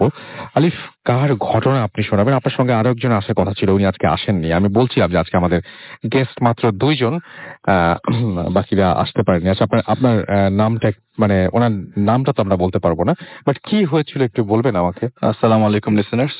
রাসেল ভাই, আমি আসলে কিভাবে আসলে শেয়ার করব জিনিসটা, এটা আমি যখন আপুকে পাই আর কি আমার চেম্বারে, তো আপু হঠাৎ করে রিনাউন মানুষ, আমি যতদূর জানি। রিনাউন নাকি, তাকে অনেকেই চেনে আর কি। রাসেল ভাই আসলে মানুষটা কেউ না, আমি আপনাকে একদম পরিষ্কার ভাবে বলে দিচ্ছি। তাহলে যেহেতু আমি ওনার সম্বন্ধে কিছু বলতে পারছি না, তাহলে মানুষটা রাসেল ভাই কেউ না। সেটাই হ্যাঁ। তো আসলে আপু আসার কথা ছিল আজকে আমার সাথে, আমি তাকে 1 মাস আগেই জানিয়েছিলাম, কিন্তু আপুর রিসেন্ট কিছু ইনসিডেন্টের কারণে উনি আজকে আসতে পারেন নাই। রাইট। কিন্তু রাসেল ভাই, মাঝে মাঝে অনেক কথা, অনেক ঘটনা শেয়ার করি, এখানে এসে শেয়ার করি, কারোর কাছ থেকে কালেক্ট করি, কিছু ভালো লাগে কিছু খারাপ লাগে, কিন্তু আপুর ঘটনাটা আসলে আর শেয়ার করার মতো শক্তি নাই। কিন্তু রাসেল ভাই রেকর্ড নিয়ে আসি, আপনাকে দিলাম রেকর্ডিংটা। আচ্ছা, কেন উনি আসতে পারলেন না? বা রাসেল ভাই সেই জন্য উনি একটা মেসেজ পাঠিয়েছে, আমি একটু পড়ি রাসেল ভাইয়ের মেসেজটা। এখানে লেখা আছে, আসসালামু আলাইকুম আলিফ ভাই আর রাসেল ভাই, আমার স্টোরিটা শেয়ার করার আগে বা পরে কাইন্ডলি এই টেক্সটটা লিসেনারদের একটু শেয়ার করবেন। ভাই, I am extremely sorry for not being able to attend the studio tonight. Thank you for sharing one of my many stories. এটা রাসেল ভাই তার স্টোরির কিছু অংশ, কোন একটা স্টোরি আর কি। যা কারণে এসএমএসটা লিখছি যে যখন থেকে ভূত এফএম শুনছি, I am feeling one of many around my room. আর আলিফ ভাইয়া, I am hearing my name being called. কেউ একজন, উনি অনেককে ফিল করেন তার ঘরের মধ্যে, এবং কেউ একজন রাইট নাও তো না, রাসেল ভাই এখন আর আমার হঠাৎ চেস্ট পেইন বেড়ে নোজ ব্লিড করা শুরু হলো। এটা একটা প্রবলেমের মধ্যে একটা, এবং আজকেও নিশ্চয়ই ওইরকম একটা কোনো কারণের জন্য উনি এখানে আসতে পারেননি, এবং ওনার আসার ইচ্ছা ছিল, এবং 100%। এবং থ্যাংক ইউ আলিফ, লাস্ট মোমেন্টে আপনি রেকর্ডটা করেছেন, এবং রেকর্ডের ঠিক ওরকম প্রস্তুতি কোনো কিছু ছিল না, বাট আপনারা শুনলে বুঝবেন, বাকিটা আলিফ ঘটনায় বলে দিবে। তো ফার্স্ট পার্টটা একটু আলিফ আপনার কাছ থেকে শুনি, তারপরে আমরা। জি আসলে আমি যখন আপুকে ডেকে ওনার কাছে ঘটনা শুনলাম, তখন আপু আমার ক্লিনিকে এসে মোটামুটি অনেক কিছু বলেছে রাসেল ভাই, আমি আসলে কিছু রিকল করতে পারি নাই, এত কিছু জয়েন। তো আমি আপুকে বললাম, আপু আপনি আমার সাথে রেডিও ফুটতে যাবেন, আমি ইনশাল্লাহ আগামী মাসের 3 ফেব্রুয়ারি রেডিও ফুটতে যাচ্ছি। এটা গত মাসে, এবং অনেকদিন আগে, এবং আমি আপনার সাথে রাতে ভাই এসএমএস করে জানিয়েছিলাম। তো আপু বললেন ঠিক আছে ভাইয়া, আমি ইনশাআল্লাহ 3 ফেব্রুয়ারি কোনো প্রোগ্রাম রাখবো না। তো উনি তো নরমালি বিজি থাকে রাসেল ভাই। তো এই বিজনেসের ফাঁকে এই মধ্যে একটা ঘটনা ঘটে যায় তার সাথে। যেদিন তিনি আমার কাছে ঘটনা শেয়ার করে, তার জীবনের সব ঘটনা মোটামুটি 50% বেশি শেয়ার করে, পরের দিনই রাসেল ভাই তার বাসাতে হঠাৎ করে তার মার সাথে একটু কথা কাটাকাটি শুরু হয়, নর্মাল থেকে একটু বেশি, একটু অ্যাবনর্মাল ভাবে কথা কাটাকাটি শুরু হয়। কথা কাটাকাটি তো রাসেল ভাই নট ন্যাচারালি অনেকেরই হয়, ওনারও হয়েছে আগে, কিন্তু হঠাৎ করে ঘর থেকে বের হয়ে যাবার প্ল্যানটা তার একদম সে বাসার ড্রেস পরে ব্যাগ ট্যাগ গুছিয়ে বাইরে চলে যাচ্ছে, এরকম অবস্থা। তো তার মা জিজ্ঞেস করে, তুই কোথায় যাচ্ছিস? ব্যাগ ট্যাগ গুছিয়ে ঘরের ড্রেস পরে কই যাচ্ছিস? তখন তার মাথায় আসে আসলে আমি কোথায় যাচ্ছি। তো সে আর কিছু না জিজ্ঞেস করে বাসার ছাদে সে নর্মালি রাসেল ভাই যান না, ওইটা জোহরের ওয়াক্ত, খুব যে হন্টেড টাইম বা কিছু রাত, অনেক গভীর রাত, সেটাই অনেকে মনে করেন, বাট অত ভয়ঙ্কর না। এবং তার চুল এত বড় কোমর ছাড়িয়ে যায়, তো যার কারণে সে এতটা মুভ করেনও না। তো এগুলি সামনে আপনারা স্টোরিতে শুনবেন। তো আমি যতটুকু জানি, ওনার যতটুকু উনি আমাকে আজকে বলেছেন, যে যখন উনি ওই উপরে বসে সিঁড়ির কামরাতে, মানে ছাদে যাওয়া ওই সিঁড়ির গেটটা লাগানো, তো সিঁড়ির কামরাতে ওই বিল্ডিং এ আমার একটা ঘটনা আছে কি রাসেল ভাই, 2-3টা অ্যাটেম্প্ট নেওয়া ঘটনা আছে, যার ফলে বাসার ছাদটা অলওয়েজ বন্ধ থাকে। লোকজন ফিজিক্যালি যেন লোকজন ছাদে উঠতে না পারে পারমিশন ছাড়া, সেজন্য গেটটা বন্ধ থাকে। তো গেটের সামনে 2-3টা স্টেপ নিচে সে সিঁড়িতে বসেছিল। এমন সময় রাসেল ভাই গান শুনছিল, 2টা ইয়ারফোন কানের মধ্যে ছিল, গান শুনছিল আর কিছু ছবি স্লাইড করে দেখছিল। এমন সময় তার ছোট ভাই নিচ থেকে এসে তার হাত ধরে, এবং হাত ধরে ঘাড় ধরে নিচে নামিয়ে দেয়। হেঁচকা ধরে টান দেওয়া হয় না, ঠিক ওরকম ভাবে নিচে নামিয়ে নেয়। তো সে বলছে যে আমাকে ছাড়ো ভাই, আমি যাচ্ছি। কিন্তু তার এই নর্মাল আচরণও তার ভাই সহ্য করতে পারছিল না। কন্ডিশনটা এরকম যে নর্মাল আচরণটা তো সে তার ভাই সহ্য করতে পারছিল না, সে খুব জোরে টানছিল। তো তার কাছে জিনিসটা নর্মাল এই জিনিসটা চিন্তা করার আগে সে একটা চিৎকার দেয়। তো সর্বপ্রথম 5তলায়, ওই বিল্ডিং এর 5তলার যে আন্টি, সে এগিয়ে আসে এবং তাকে জোর করে ওই ফাইট থেকে ছাড়িয়ে নেয়। তো হাতের মধ্যে একটা দাগ পায় এবং ঘাড়ের মধ্যে একটা দাগ বসে। তো ঘাটটা তো রাস্তা ইমিডিয়েটলি দেখা যাচ্ছে না, হাতেরটা দেখা যাচ্ছে। সে কি করলো, একটা টেনশন নিয়ে স্টেশনে চলে গেল, পুলিশ স্টেশনে। ওখানে যে রিপোর্ট লিখবে, তখন তার মাথায় আস্তে আস্তে জিনিসটা আসতে থাকে যে আমার ভাই যে আমাকে হাত ধরলো, এর মধ্যে 3টা আঙ্গুলের ছাপ, 5টা আঙ্গুলের ছাপ না কেন, যত জোরে চাপ দিয়েছে, আমি এত ব্যথা পেয়েছি যে 3টা আঙ্গুলের ছাপ তো হওয়ার কথা না। তাহলে দিস ইজ সামথিং রং। আমি এটা ওইখানে কি বলবো, তো কাঁদতে কাঁদতে একটা পর্যায়ে যখন ওইখানে একজন মহিলা পুলিশ ছিলেন, তুমি বললেন যে যেটা আপনাদের ফ্যামিলির ঘটনা, এটা আপনারা একটু চিন্তা করেন, এখানে জিনিসটা শেয়ার করা না থেকে।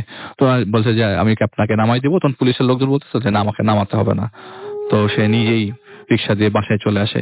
এইটা ছিল রাসেল ভাই ঘটনা। এরপর থেকে সে আর কোনো ধরনের যোগাযোগ আমার সাথে করার চেষ্টা করলেও আমি আসলে ফোন রিসিভ করতে পারিনি, তার কিছু ব্যস্ততার কারণে। সে এইটাই বলতে চেয়েছিল যে আমি হয়তো আসতে পারবো না, আপনার ঘটনা শেয়ার করার পর থেকে এই ঘটনাগুলো আমার সাথে ঘটছে। এটা রীতিমতো প্রতিদিন রাসেল ভাই।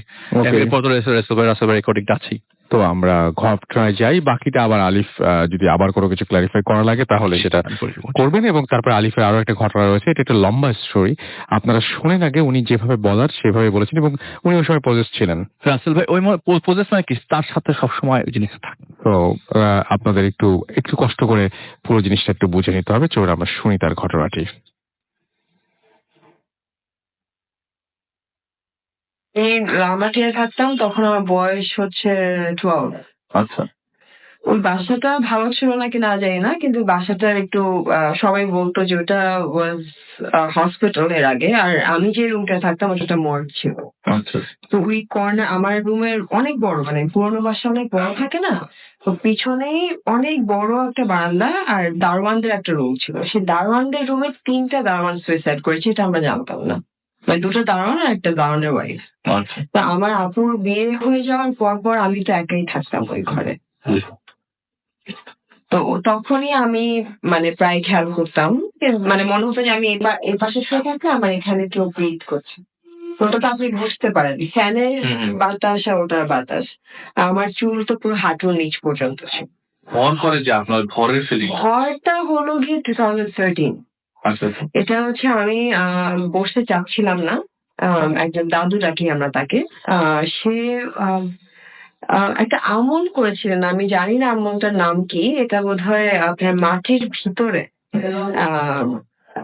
জায়গা করে সে ওখানে ছিলেন, আর ওখানে কোনো একটা আমল করেছিলেন, and he got some power, মানে যেটা সে বলে। তো ওখানে আমি তখন ইউনিভার্সিটিতে 2nd ইয়ারে, আমার ফ্রেন্ডের বাসা। তো হঠাৎ করে আমার ফ্রেন্ডের ছোট বোন একটা ফোন করে বলছে যে একটু আসো, লাঞ্চ করে যাও। তো আমি বললাম যে আচ্ছা হ্যাঁ, আমার ঠিক আছে, 5:30টায় পরে গেলাম, তো 3 ঘন্টা ক্যান্টিনে বসে কি করবো। তো বললো আচ্ছা ঠিক আছে, 5 মিনিট লাগে যেতে। গেলাম, তো গিয়ে দেখি দাদু, সালাম করলাম, খেতে বসছে, ঠিক আছে খেলাম। হালকা একটা শুকনা করে একটা ছেলে দেখলাম। তো আমাকে বলে, প্রথমে জিজ্ঞেস করেছে যে জন্ম তারিখ কবে। আমি বললাম, তো বলো তুলার সেমতি কি, তো বলে হাত রাখো। আমি হাতটা রাখলো এভাবে। সে কি বললো আমি জানি না আলিফ ভাই, আমি কখন কাটবো না, কিন্তু মানে আপনি যদি বিশ্বাস করেন আমাকে, আমি জানি না, আমার পুরো মনে হলো কি আমাকে একটা পুরোটা ফোর্স এবং টেনে তার কাছে নিয়ে গেল। আচ্ছা। তো ওটাতেই আমার একটু মানে কেমন জানি লেগেছে। তো যেহেতু আমি জানি যে আমার ফ্যামিলিতে অলরেডি কিছু এরকম স্টোরিজ আমি শুনেছি, আমার কাজিনকে নিয়ে যাওয়া বা আমার বাবা বা আমার দাদির সাথে থাকা, কিছু কিছু স্টোরিজ আমাদের জানা আছে। তো ওগুলো জেনে আমি খুব একটা ইন্টারেস্ট দেখালাম না। আমি তাড়াতাড়ি করে চলে গিয়ে আমি চুল টুল বেঁধে পুরোপুরি কভার করে ফেললাম। মানে আমার চুলটা যেহেতু বড়, আর আমি তাড়াতাড়ি মুখ টুক কভার করে ফেললাম। আমি তখন বললাম, নামটা উচ্চারণ নাই করি। আমি তখন একটা বললাম যে আপু, আমি যেটাই করছো আমি বসবো না। কারণ রাশি বা কিছু এটা আমি জানি না, কিন্তু আমার ফ্যামিলিতে আছে। আমি জানি, কারণ আমার দাদির সাথে ছিলেন ভালো। যেটার জন্য আমার বাবা অনেকগুলো জায়গায়, যেখানে আমার বাবার কিন্তু ডেথ সার্টিফিকেট সাইন হয়ে গিয়েছিল। আচ্ছা 1994 এ একটা অ্যাক্সিডেন্টে, আমি জায়গা উল্লেখ করছি না, কিন্তু একটা হসপিটালে তার ডেথ মানে লিখে দিয়েছে যে হি ইজ ডেড।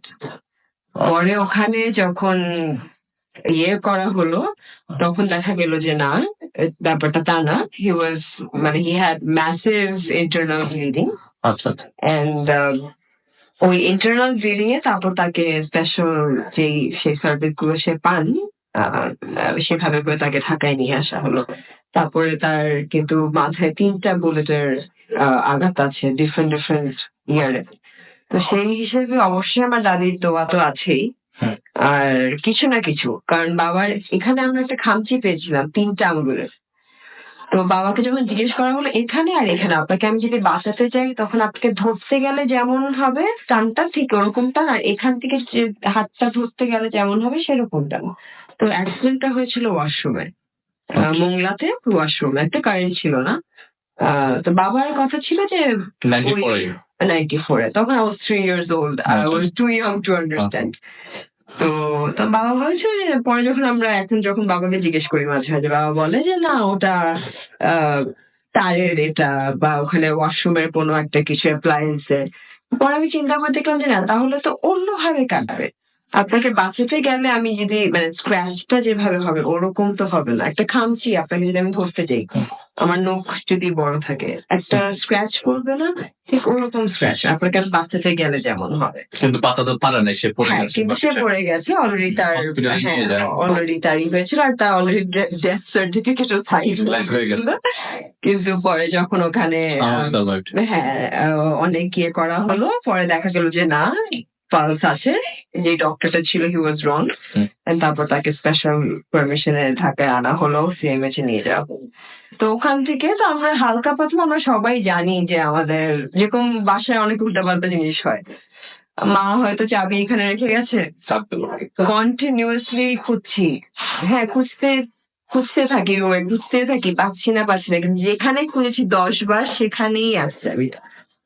তো আবার আমি আর মা আবার যোগ করি যে দেখো বাবার জিন দুষ্টামি কর, মানে দুষ্টামি করেই বলি যে দেখো বাবার জিনটা দুষ্টামি করলো। তো যেটা বলছিলাম যে আমার উপরে যেটা, আমার বোনের বিয়ে হয়ে যাওয়ার পরে আমি এটা একটু বেশি ফিল করা শুরু করি আস্তে আস্তে, কিন্তু ওটা ভালো ছিল না, কারণ ওটা আমাকে হার্ট। এখনো তো আছে কি? আই থিংক সো, জি। এই যে আমি বের হই, আমার আমার কোন সময় ভাইয়া আমার বিফোর ক্লাস 7, আল্লাহর রহমতে আমার মানে কেউ বলতো না, আমাকে কম্পিউটার রাখতো সবাই। আমাকে আমার সবার জন্মদিন থেকে শুরু করে যে কোনো কিছু আমার একবার শুনলে আমার মনে থাকতো। তো আমার যেটা হলো ক্লাস 7-এ, আমি নাম নিব না, আমাদেরই খুব কাছের একজন হঠাৎ করে আমাকে বললো যে ও তো, আমাকে কম্পিউটার ডাকতো, আমার একজন গুরু আমাকে বলতো কম্পিউটার। আসলে আমি তাই ছিলাম, আমার স্কুলেও আমি একবার হলে আমার হয়ে যেত। আমি যে এক্সট্রা কারিকুলামে ছিলাম, স্কুলের সবগুলো টিমে ছিলাম, আমি এক্সট্রা যা যা করছি কালচারাল লাইনে, তাতেও সব কিছুতেই ছিলাম। আমি একবার দেখলে আমার ওটা মানে পুরো একদম মানে যেটাকে আমার ফটোকপি বললে জেরক্স হয়ে যেত। মানে আমি আমারটাও পারতাম, বড়দেরটাও পারতাম, ছোটদেরটাও পারতাম। তো ওটা আমার ক্লাস 7-এ হঠাৎ করে জ্বর জ্বর জ্বর, প্রথমে প্যারাটাইফয়েড, তারপর টাইফয়েড, তারপর নোজ ব্লিড। কি হলো কেউ ডিটেক্ট করতে পারছে না, কন্টিনিউয়াস ব্লিডিং, আর এটা ব্যাক ফ্লো করে আমার মুখ থেকে আসতো গড় গড় করে। তো আমি যে স্কুলে পড়ি, টপ স্কুল বাংলাদেশে, মানে 3টা বা 5টা স্কুলের বলে। তো যখন মা গিয়ে বললো যে ও বোধ হয় মানে আমি কয়টা 11টা সাবজেক্ট নিয়েছিলাম ওগুলো বলছে। তো মা বললো যে ও বোধহয় 11টা কি, ও বোধহয় 6টা তো মিনিমাম ছিল, আমাদের এক সিটিং এ দিতে হবে। মা বললো যে ও পারবে না, কিন্তু আমার স্কুলের টিচার বললেন যে না, ও যদি একটা সাবজেক্টও দেয় ও আমাদের স্কুল থেকেই দিবে। মানে ওটা আমার ছিল সবসময়, আমি জানি না কেন।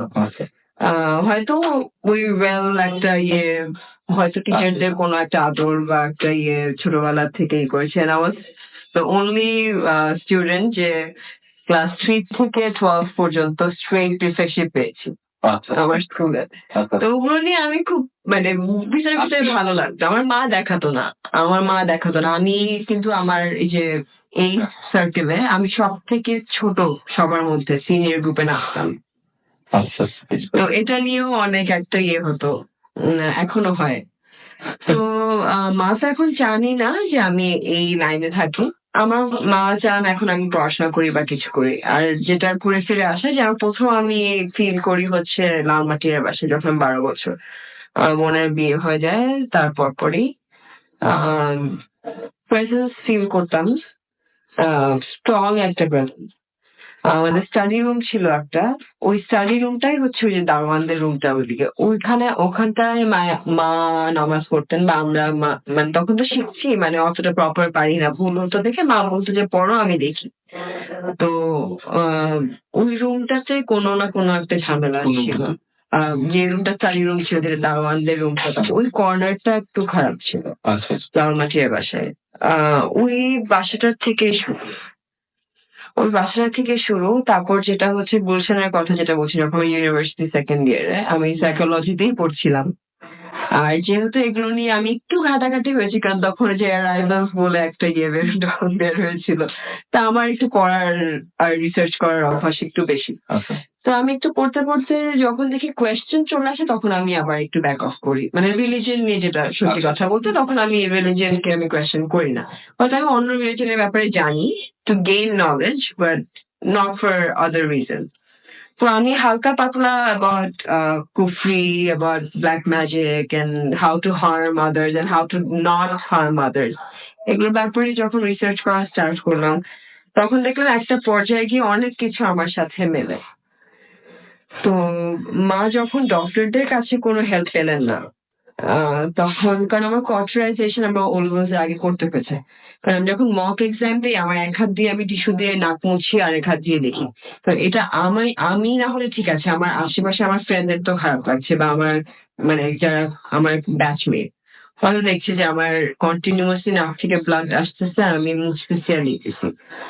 তো সেই বছরই আনফরচুনেটলি আমার নানু মারা যান, আমার ১ম ফ্যামিলিতে।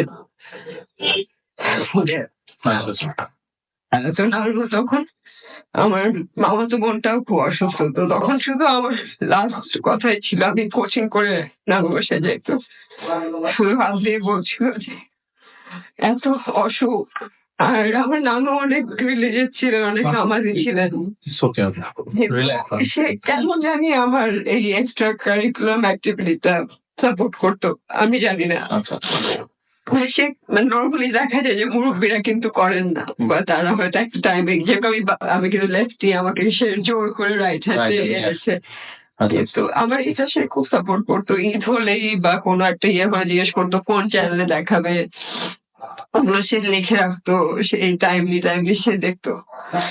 তো মক মেতে এক্সাম, তো মার্চে নানু চলে গেল। তো ওইটা আমার ফ্যামিলিতে ফার্স্ট, মানে আমার ফার্স্ট দেখা চলে যাওয়ার কারণ। তো তার লাস্ট কথা আমাকে ছিল যে শুধু আমি আমার এখনো মনে আছে ইকোনমিক্স কোচিং করে গিয়েছিলাম। শুধু মাথার থেকে হাত দিয়ে আমার পিঠ পর্যন্ত, আমার যেখানে স্পাইনাল কর্ডের ইনজুরি, ওখানে তখন আমি যেহেতু ইনজুরিটা বুঝি নাই, শুধু হাত দিয়ে শুধু বললো এত অসুখ। এটা তার লাস্ট ওয়ার্ড ছিল আমার। তারপর আর আমি তার চোখ খোলা দেখি নাই। তো ওইটা থেকে তো যেটা হচ্ছে ভর, যেটা বলছিলাম, ভর হচ্ছে ওই বাসায় আসলে তখন আমার বের হয়ে যাওয়া উচিত ছিল। আমি আসলে বের হয়ে যেতে পারিনি, কারণ আমাকে যাকে দাদু ডাকতাম সে আমাকে বললো যে না একটু থাক। আমি বসলাম, তো ছেলেটাকে দেখলাম, ছেলেটা খুবই মানে শুকনা, মানে কি শুধু হাড্ডি, ওর গায়ে মাংস, মানে আমি কিছু দেখছি না। ছেলেটা আমার সামনে বসে এই যে খাবারটা খেলো ভাইয়া, মানে 3-4 প্লেট ভাত খেলো সে, মাংস খেলো, মাছ খেলো, মানে যা যা তরকারি ছিল সে খেলো, কিন্তু তার বডি দেখলে আপনি বুঝবেন না যে সে এতটা অ্যাবজর্ব করতে পারে। আমি ওটাই আমার একটু কেমন যাই লাগলো। ওই যে দাদুর বাসায় জি। তারপরে তো রুমে ঠিক আছে, তো পরে আমি তাড়াতাড়ি কিছু একটু বেঁধে গিয়ে হঠাৎ করে আমাকে বললো রুমে আসো। তা আমি কেন জানি না, হয়তো মানে একটু কিউরিয়াসিটি বলতে পারেন, যাতে দেখি না মানে আসলে কি, মানে কিরকম, মানে এই এত যে বলছে আল্লাহ মাফ করো, আমি অন্যভাবে বলছি না, কিন্তু ছেলেটাকে দেখেও আমার কেমন জানি লেগেছে, মানে ভালো একটা ভাইব পাইনি আমি। তো আমি কি বসলাম, হঠাৎ করে আমি সত্যি ভাইয়া আমি জানি না, কিন্তু আমার মনে হলো যে আমার পুরো পিঠের উপরে হঠাৎ করে, মানে ছেলেটার উপরে কিন্তু এনেছে, ও কিন্তু পুরো ডিফারেন্ট একটা গলায়, 4-5টা গলায় আমার সামনে কথা বলছে। এখন অনেকে বলে যে ভয়েস চেঞ্জ করা যায়, অবশ্যই করা যায়, আমি মানছি, কিন্তু একসাথে 3-4 ভয়েস কেমনে কথা বলছে? আমরা দেখছি যে একসাথে 3টা ভয়েস কথা বলছে, আর দাদু তো ঠিক আমার পাশে বসা, মানে তার মুখ পড়লেও তো আমি দেখবো। আমি না এত ভয় পেয়ে গেছিলাম, মানে মানে ভয় না, মানে আমি জাস্ট মিলানোর চেষ্টা করছিলাম যে মানে ইজ ইট আ ফ্লুক, মানে আমাদেরকে হয় না, অনেকে করে তো, কিন্তু একটু আছে, অনেক আছে, সব তো সত্যি তা না। তো আমি আসলে মিলাতে পারছিলাম না। আর ছেলেটাও দেখছি যে মানে এক এক সময় মানে উর্দু থেকে অ্যারাবিক চলে যাচ্ছে, অ্যারাবিক থেকে টার্কিশ চলে যাচ্ছে, টার্কিশ থেকে ল্যাটিন চলে যাচ্ছে, ল্যাটিন থেকে আমি মানে শুধু তখন আমি আসলে সত্যি কথা বলতে ভয় পেয়েছি। আমি বিসমিল্লাহির রহমানির রহিমটাও বলতে পারিনি। তার আগেই মনে হলো যে আমার পুরো পিঠে 3-4 বস্তা মানে ইট বা কিছু যদি আপনি দিয়ে দেন, যে ভাঁজটা আমার হবে, ঠিক সেরকম একটা কিছু আমার বুকে চাপ দিয়ে আমাকে পুরো মাটির সাথে পুরো আমার বুকটা লেগে গেল। আমি বিসমিল্লাহ বলতে পারিনি। মানে বিসমিল্লাহ বলতে আমি মানে মুখে আনতে পারিনি। পুরো চলে আসলো, তারপর আর আমার কোনো কিছু আমার মনে নেই। কিন্তু পরে যখন আমি সেন্সে আসলাম অনেকক্ষণ পরে, তখন দেখি সন্ধ্যা হয়ে গেছে, ক্লাস তো মিস গেলই। উঠে তো আমি দেখি প্রচন্ড শরীর খারাপ, জ্বর উঠে গেছে 103 না কত ইয়ে, এপাশ থেকে স্যালাইন লাগানো। কি হয়েছে জিজ্ঞেস করলাম, বলে আমি বলে অনেক কথা বলেছি। এখন যতটুকু শোনা যেটা আমার মনে নেই। 2013 2013 সেপ্টেম্বরের লাস্টের দিকে আমাকে বললো যে আমি অনেক কিছু বলেছি যেগুলো মিলেছে, আর আমাকে কেউ বিয়ে করতে চায়, সে নামটা বলেছে, আর সে আমাকে বিয়ে করতে দিবে না, আর সে আমার নাচটা পছন্দ করে না, আর কিন্তু সে আমাকে ফিজিক্যালি কোনো সময় হার্ম করবে না, কিন্তু বরং এটা বলেছে যে যারা আমাকে হার্ম করছে ওখান থেকে সে আমাকে সেভ করার চেষ্টা করে যতটুকু সম্ভব। আর নামটাও বলেছে, নামটা আমি জানি। ওটা হচ্ছে রামমাটির বাসায় একজন এসেছিলেন, একজন যারা বলেন যে তারা হেল্প করতে পারবে, কারণ যেটা হয় যে বাবা তো থাকতেন না, মা যখন ডক্টরদের কাছ থেকে কোনো মেডিসিন কাজ করছে না, কোনো অপারেশন কাজ করছে না, মানে মেডিকেল কোনো হেল্প পেয়ে আমার কোনো কিছুই হচ্ছে না, তখন স্বাভাবিক আমরা অল্টারনেট কোনো কিছু একটা খুঁজি। তো তখন এক একজন এক একটা বললো যে আছে দেখান। তো একজন আসলো আমার সামনেই একজন, সে আমার দিকে তাকানো নেই, সে নিচে তাকিয়ে আমাকে আম্মা বলেই বোধহয় অ্যাড্রেস করেছিলেন। আর একটা টিনের একটা ইয়ের মধ্যে মাটি আর কি জানি, জাস্ট আমাকে একটা ভেজিটেবল একটা, হ্যাঁ লাউ আর তো, হ্যাঁ সেটা, সে কি কিছু বলছিলেন, আমি শুনতে পারছিলাম না, আমাকে শুধু বললো আপনি মাটিটা পরিষ্কার করে আপনিই রাখবেন। তো আমি উজু করে বসে আমার পাটা মাপা হলো, আর পাটা একটা বড় ছোট। তো ওটা অনেকে বলে যে এটা বলে অনেকেরই আছে, তো ওটা আমি জানি না, কিন্তু আমারটা বেশ বড় ছিল।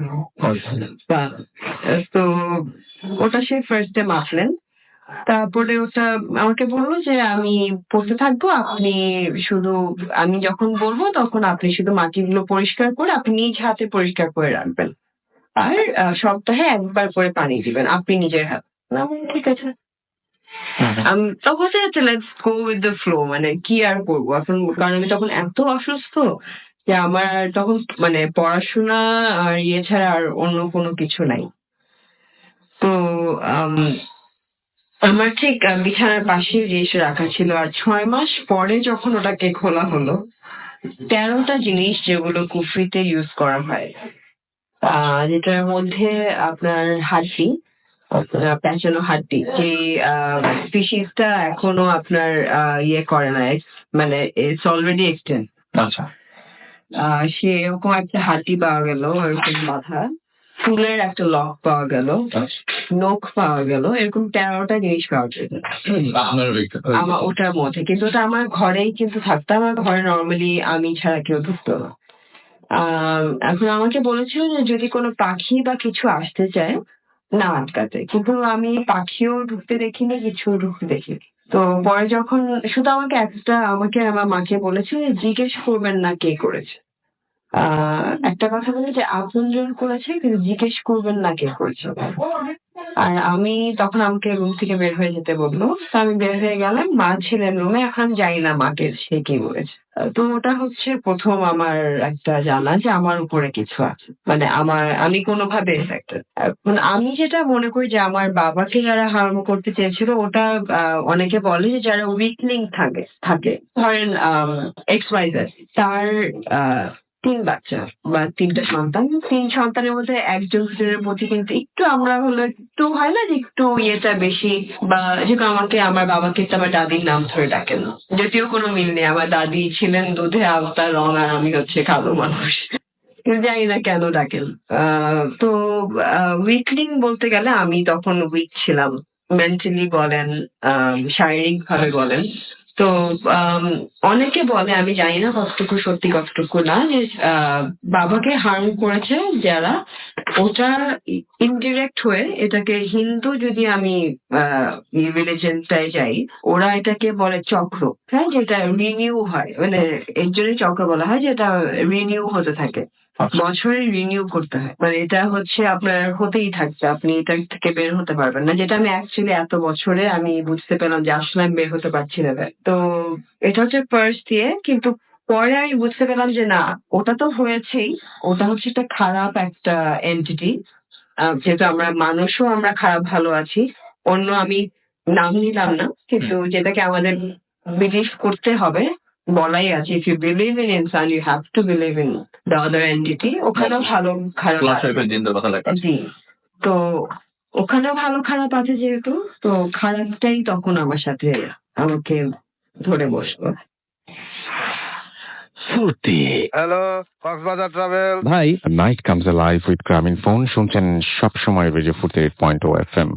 আমি রাসেল আছি সাথে, এবং এই মুহূর্তে আমি দেখতে পারলাম যে আমার সঙ্গে আর আপনারা অনেকেই লিখছেন যে অনেক ভয় লাগছে। সোহান তালুকদার লিখেছেন যে ফার্স্ট টাইম ভূত FM শুনছেন তিনি। থ্যাংক ইউ ভেরি মাচ সোহান, এবং আশা করছি আমাদের রেগুলার আপনাকে পেয়ে যাবো। মেহেদি হাসান চাঁপাইনবাবগঞ্জের স্টোরিটা দারুণ ছিল। আমাদেরকে তনিমেশ লিখেছেন যে নাইস স্টোরি। আমাদেরকে অনু তুমি লিখেছেন, আমাদের সাথে আছেন এই মুহূর্তে, আমাদের সাথে আচ্ছা, আমাদের সাথে অন্তমী আছেন, এবং তিনি বলছেন রাজশাহীতে কবে আসবেন। আমরা তো রাজশাহীতে লাস্ট ইয়ারে গিয়েছিলাম, এই ইয়ারে যাওয়া হবে কিনা I am not sure, but আমি তো আশা করি যে কোনো সময় সবসময় যাওয়ার ইচ্ছা আছে। আমার ঢাকার বাইরে শো করতে সবসময় খুব ভালো লাগে। আমাদেরকে এছাড়াও দেখতে পাচ্ছি যে লিখেছেন সিফাত, বরিশাল থেকে শুনছেন তিনি। সজীব শ্যামলী মমো আপুর স্টোরিটা খুব ভালো লেগেছে তাই লিখেছেন। মমো আপুকে, এটা মানে মমো আপু না কিন্তু, আচ্ছা নাকি, আচ্ছা মমো নাম বলছেন, এবং তিনি বলছেন আপুর স্টোরিটা ভালো লেগেছে। ওকে, আচ্ছা। ফুর্তি সাথী আমাদের লিখেছেন সিলেট থেকে। এছাড়া আমাদের সাথে দেখতে পাচ্ছি জুবায়ের লিখেছেন বসুন্ধরা থেকে।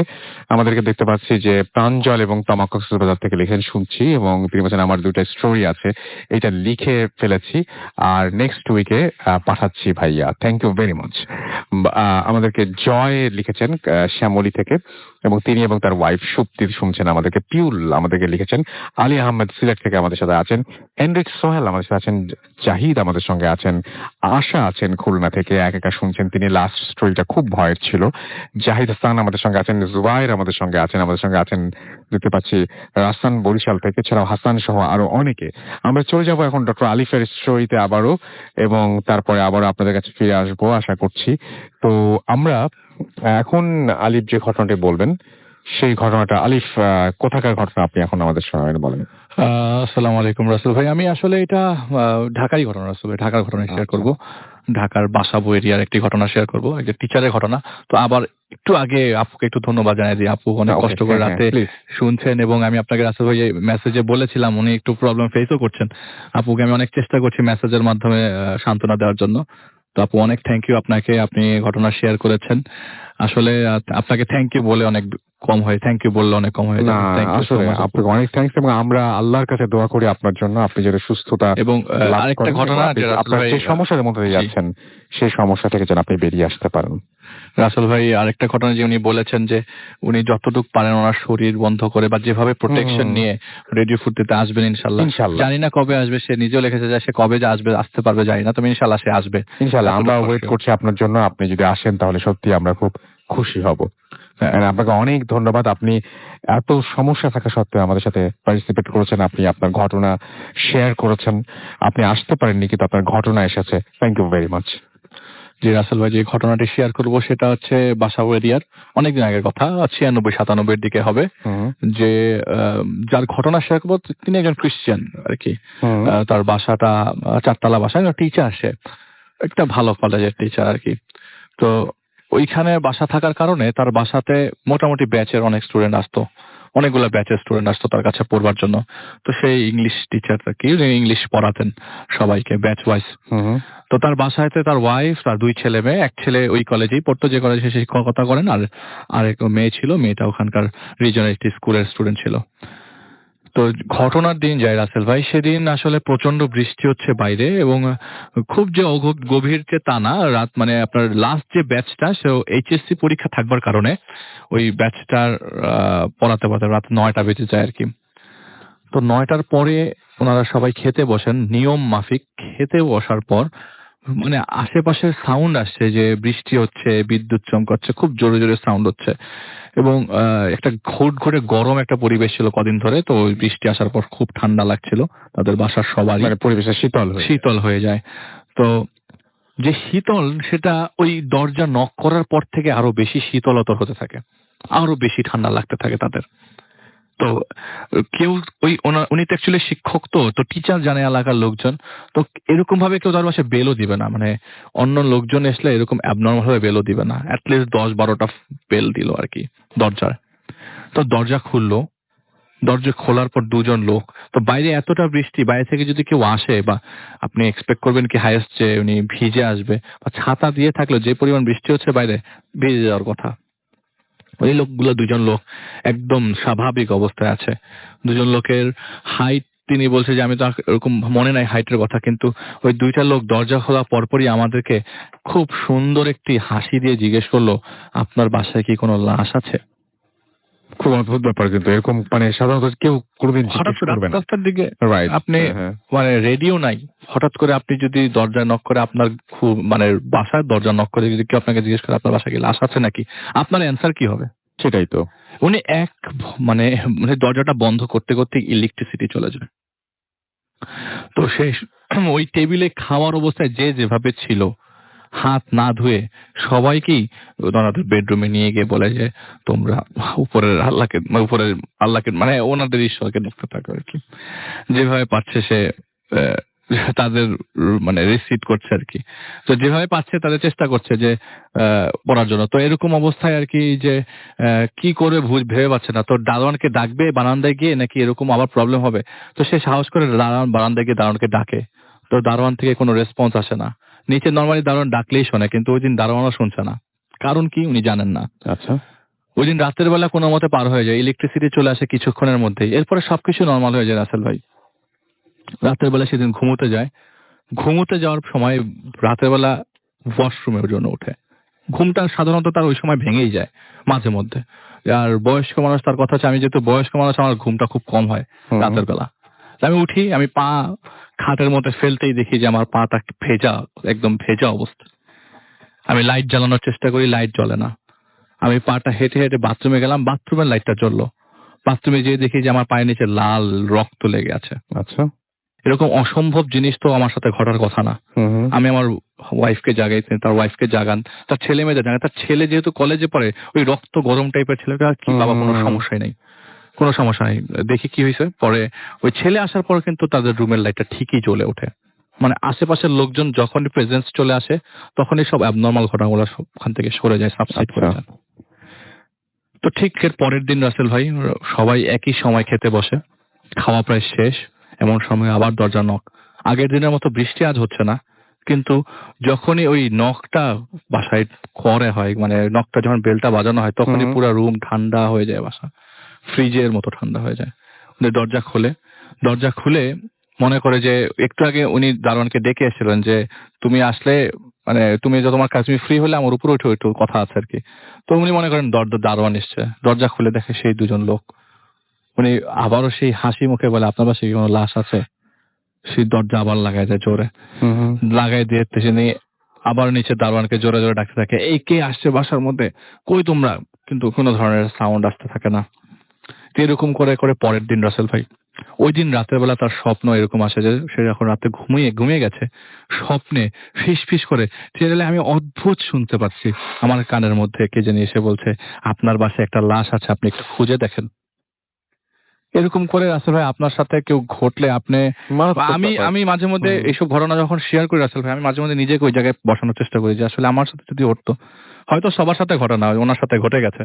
কারণ উনি ওই জিনিসটা প্রত্যক্ষ করবার পরে উনি ডিসিশন নেয় যে না, উনি তার বাবার বাসা, এখান থেকে ওনার বাবার বাসা মানিকগঞ্জে, তো আমি মানিকগঞ্জ যাবো, কয়েকদিন বেরিয়ে আসবো, যেহেতু স্টুডেন্টরা এখন ছুটিতে আছে প্রিপারেশন লিভের জন্য।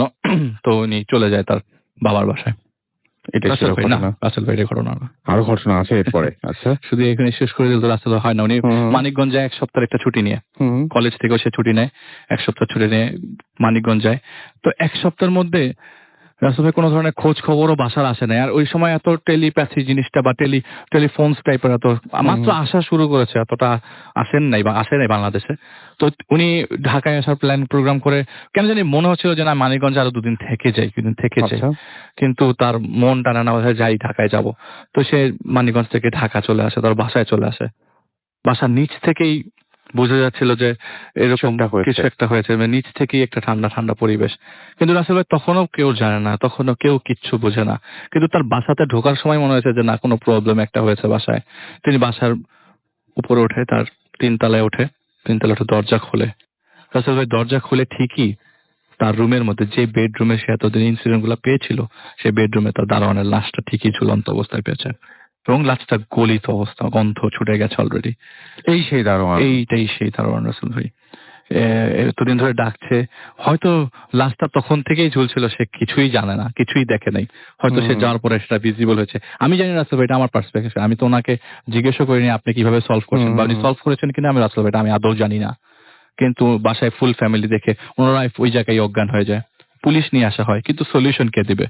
সলিউশন দেওয়ার মতো কোনো লোক নাই, কেন ওনার ঘরের মধ্যে। তো পুলিশ ওনাকে জিজ্ঞাসাবাদ করার পর ওনাকে ছেড়ে দেয়, কারণ উনি তো আসলে রিলেটেড না, উনি ছিলেনও না, ওই সময় উনি ছিলেনও না। তো আলটিমেটলি রাসেল ভাই ওই ঘটনার পর থেকে তার প্রায় 8 থেকে 10 বছর স্বপ্নটা বারবার আসে থাকে, সপ্তাহে একবার, 2 সপ্তাহে একবার, 3 সপ্তাহে একবার, কি বলেছিলাম না তোমার বাসায় একটা লাশ আছে, এই কথা বারবার সব ঘুরে ফিরে আসে। এটাই ছিল ঘটনা রাসেল ভাই। থ্যাংক ইউ ভেরি মাচ আলিফ, আপনার সেকেন্ড যে স্টোরিটা সেটা অনেক চমৎকার ছিল, এন্ড থ্যাংক ইউ। আমরা এখন যেটা করব সেটা হচ্ছে একটা ছোট্ট বিরতিতে যাব, তবে তার আগে আমাদের ফেসবুকের কিছু জিনিস আপনাদের একটু পড়ে শোনাতে চাই। আমাদের ফেসবুকে যে পেজটা রয়েছে সেখানে লিখছেন আশিক, লিখছেন যে আচ্ছা, আশিকুর রহমান লিখছেন যে আপুর ঘটনাটা সুন্দর হয়েছে। এম সোহেল রানা লিখেছেন আজকে সব স্টোরি তার কাছে ভালো লেগেছে। তাহসিন আরাফাত লিখেছেন লাইফ ইজ ইম্পসিবল উইদাউট ভূত এফএম।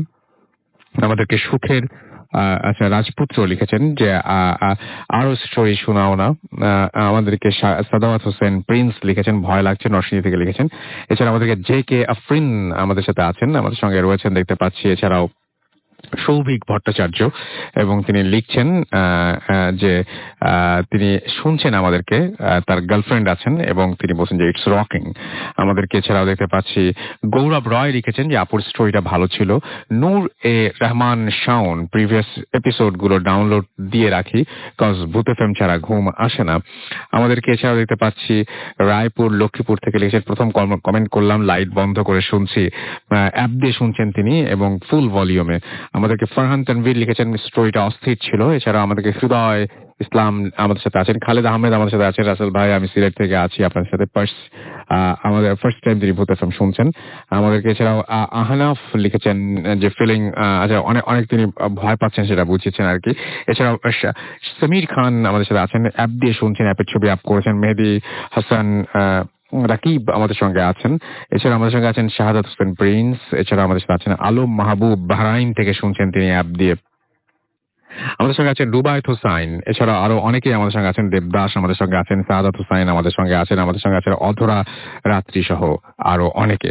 আপনি যদি থাকতে চান তাহলে আপনি আমার সঙ্গে থাকুন এবং আমাকে SMS করুন। SMS করতে হবে, যেটা করতে হবে মোবাইলের মেসেজ অপশনে গিয়ে টাইপ করতে হবে ফুর্তি, FORTI ফুর্তি, স্পেস আপনার নাম, স্পেস আপনার মেসেজ পাঠিয়ে দিতে হবে 9840 নাম্বার। যদি আমাদের ইমেল করতে চান, আমাদের ইমেল অ্যাড্রেস হচ্ছে bhutfm@radiofurti.fm, which is BHWTFM@radioforti.fm। আপনার নাম, ঠিকানা এবং ফোন নাম্বার সহ আপনার জীবনে ঘটে যাওয়া বা আপনার জানা সেরা ঘটনা লিখে পাঠিয়ে দিন আমাদের কাছে। ঘটনার শুরুতে অবশ্যই উল্লেখ করুন যে ঘটনাটি আপনি স্টুডিওতে এসে শেয়ার করতেছেন, নাকি আপনি যারা আপনার ঘটনা আমরা পড়ে শোনাই। আর আমরা তো দেশের বাইরে যারা আছেন তারা সবসময় অডিও ক্লিপ পাঠিয়ে দেন আমাদেরকে। তারপরেও বলবো যে আমরা ফেব্রুয়ারি মাসের মাঝামাঝি একটা সময়ে আমরা একটা স্পেশাল এপিসোড করতে যাচ্ছি আপনাদের সবাইকে নিয়ে, যে এপিসোডে আপনাদের ইমেইল পড়বো এবং আপনাদের অডিও ক্লিপ প্লে করবো। সুতরাং সেই এপিসোডে যদি আপনি পার্টিসিপেট করতে চান তাহলে আপনি ঢাকায় থাকুন আর যেখানে থাকুন না কেন, আপনি চাইলেই কিন্তু আপনার স্টোরি পাঠিয়ে দিতে পারবেন আমাদেরকে রেকর্ড করে বা লিখে। এবং 21শে ফেব্রুয়ারি যেহেতু আমার সামনে, এবং আমরা চাচ্ছিলাম যে লেখালেখিটা একটু বেশি বাংলায় আপনি আপনার ঘটনা লিখে পাঠিয়ে দিন আমাদের কাছে। আমরা চলে যাব একটা ছোট্ট বিরতিতে। বিরতির পরে আবারও ফিরে আসবো। আমাদের ফেসবুক পেজ অবশ্যই ভিজিট করতে ভুলবেন না, www.facebook.com/radiofurti and www.facebook.com/bhutfm.russell. Stay tuned to Radio Furti and don't stop the Furti. Furt FM. The night comes alive with the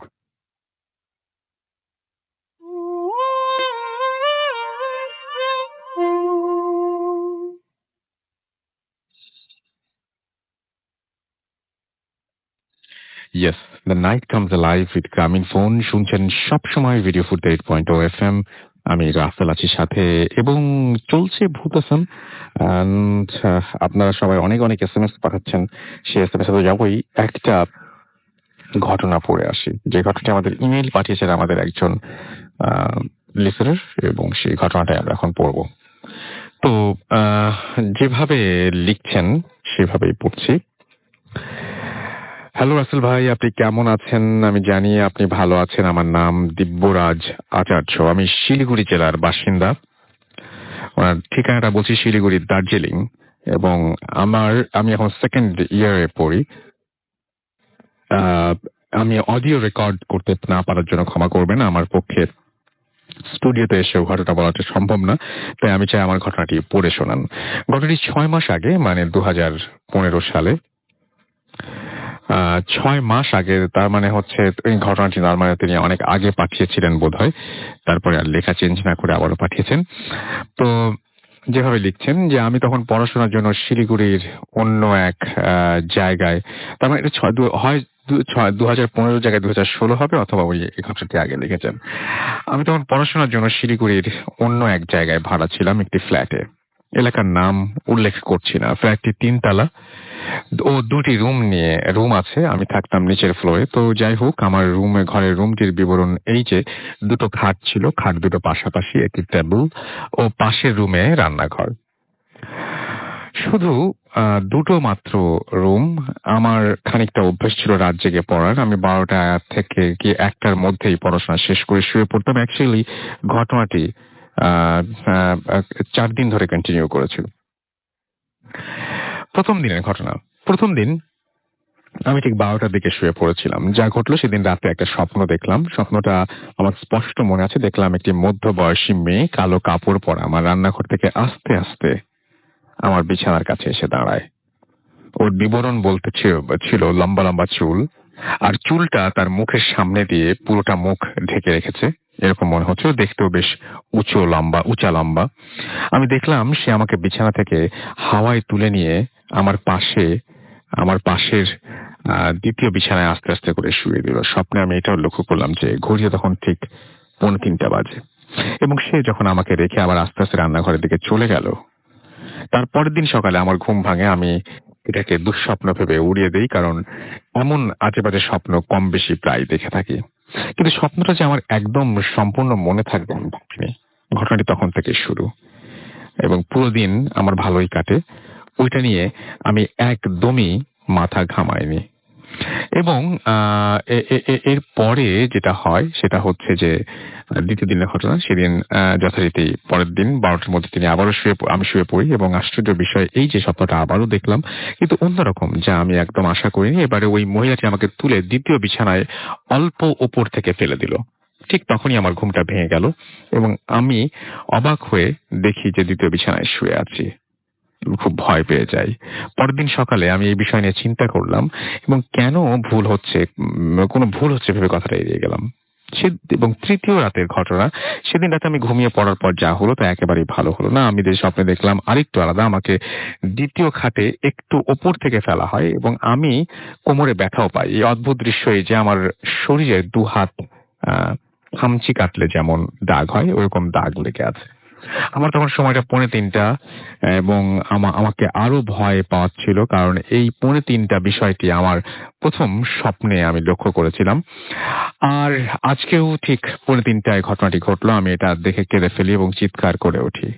আমার রুমেও আমি একা থাকতাম যেহেতু, তো আমি জানি যে আমার সাথে খারাপ কিছু একটা ঘটছে। আমাকে ভয় পেলে চলবে না। সো আমি আবার কিছুক্ষণ নিজের উপরে সাহস জুগিয়ে আবার ঘুমানোর চেষ্টা করি। এটা গেল 3 দিন, তৃতীয় দিনের ঘটনা। আমি তখন জানতাম আমার জন্য খারাপ কিছু অপেক্ষা করছে। এই ব্যাপারটা চেপে যাই, কারণ আমার কথা কেউ বিলিভ করবে না। চতুর্থ দিন আমি প্রচন্ড ভয় পেয়ে যাই চতুর্থ দিনে, এবং আমি যেটা করি সেটা হচ্ছে যে চতুর্থ দিনের দিন আমি 3টে নাগাদ সতর্ক থাকতে হবে, এটা আমি বুঝতে পারি, কারণ ওই সময়টা আমি আগেও লক্ষ্য করেছি। তো পেরিয়ে যায়, এবং সে সময়টা পেরিয়ে যায় 3টা, এবং আমি একা ঘরে সাহস করে জেগে আছি কিছু হয় কিনা আমি দেখবো বলে। তো ঠিক 3টাতে আমি দেখলাম আমার রান্নাঘর থেকে একটা কালো ছায়া আমার দিকে এগিয়ে আসছে। আর এবার এটা স্বপ্ন ছিল না। আমি দেখলাম সে আস্তে আস্তে আমার বিছানার সামনে এসে দাঁড়ায়।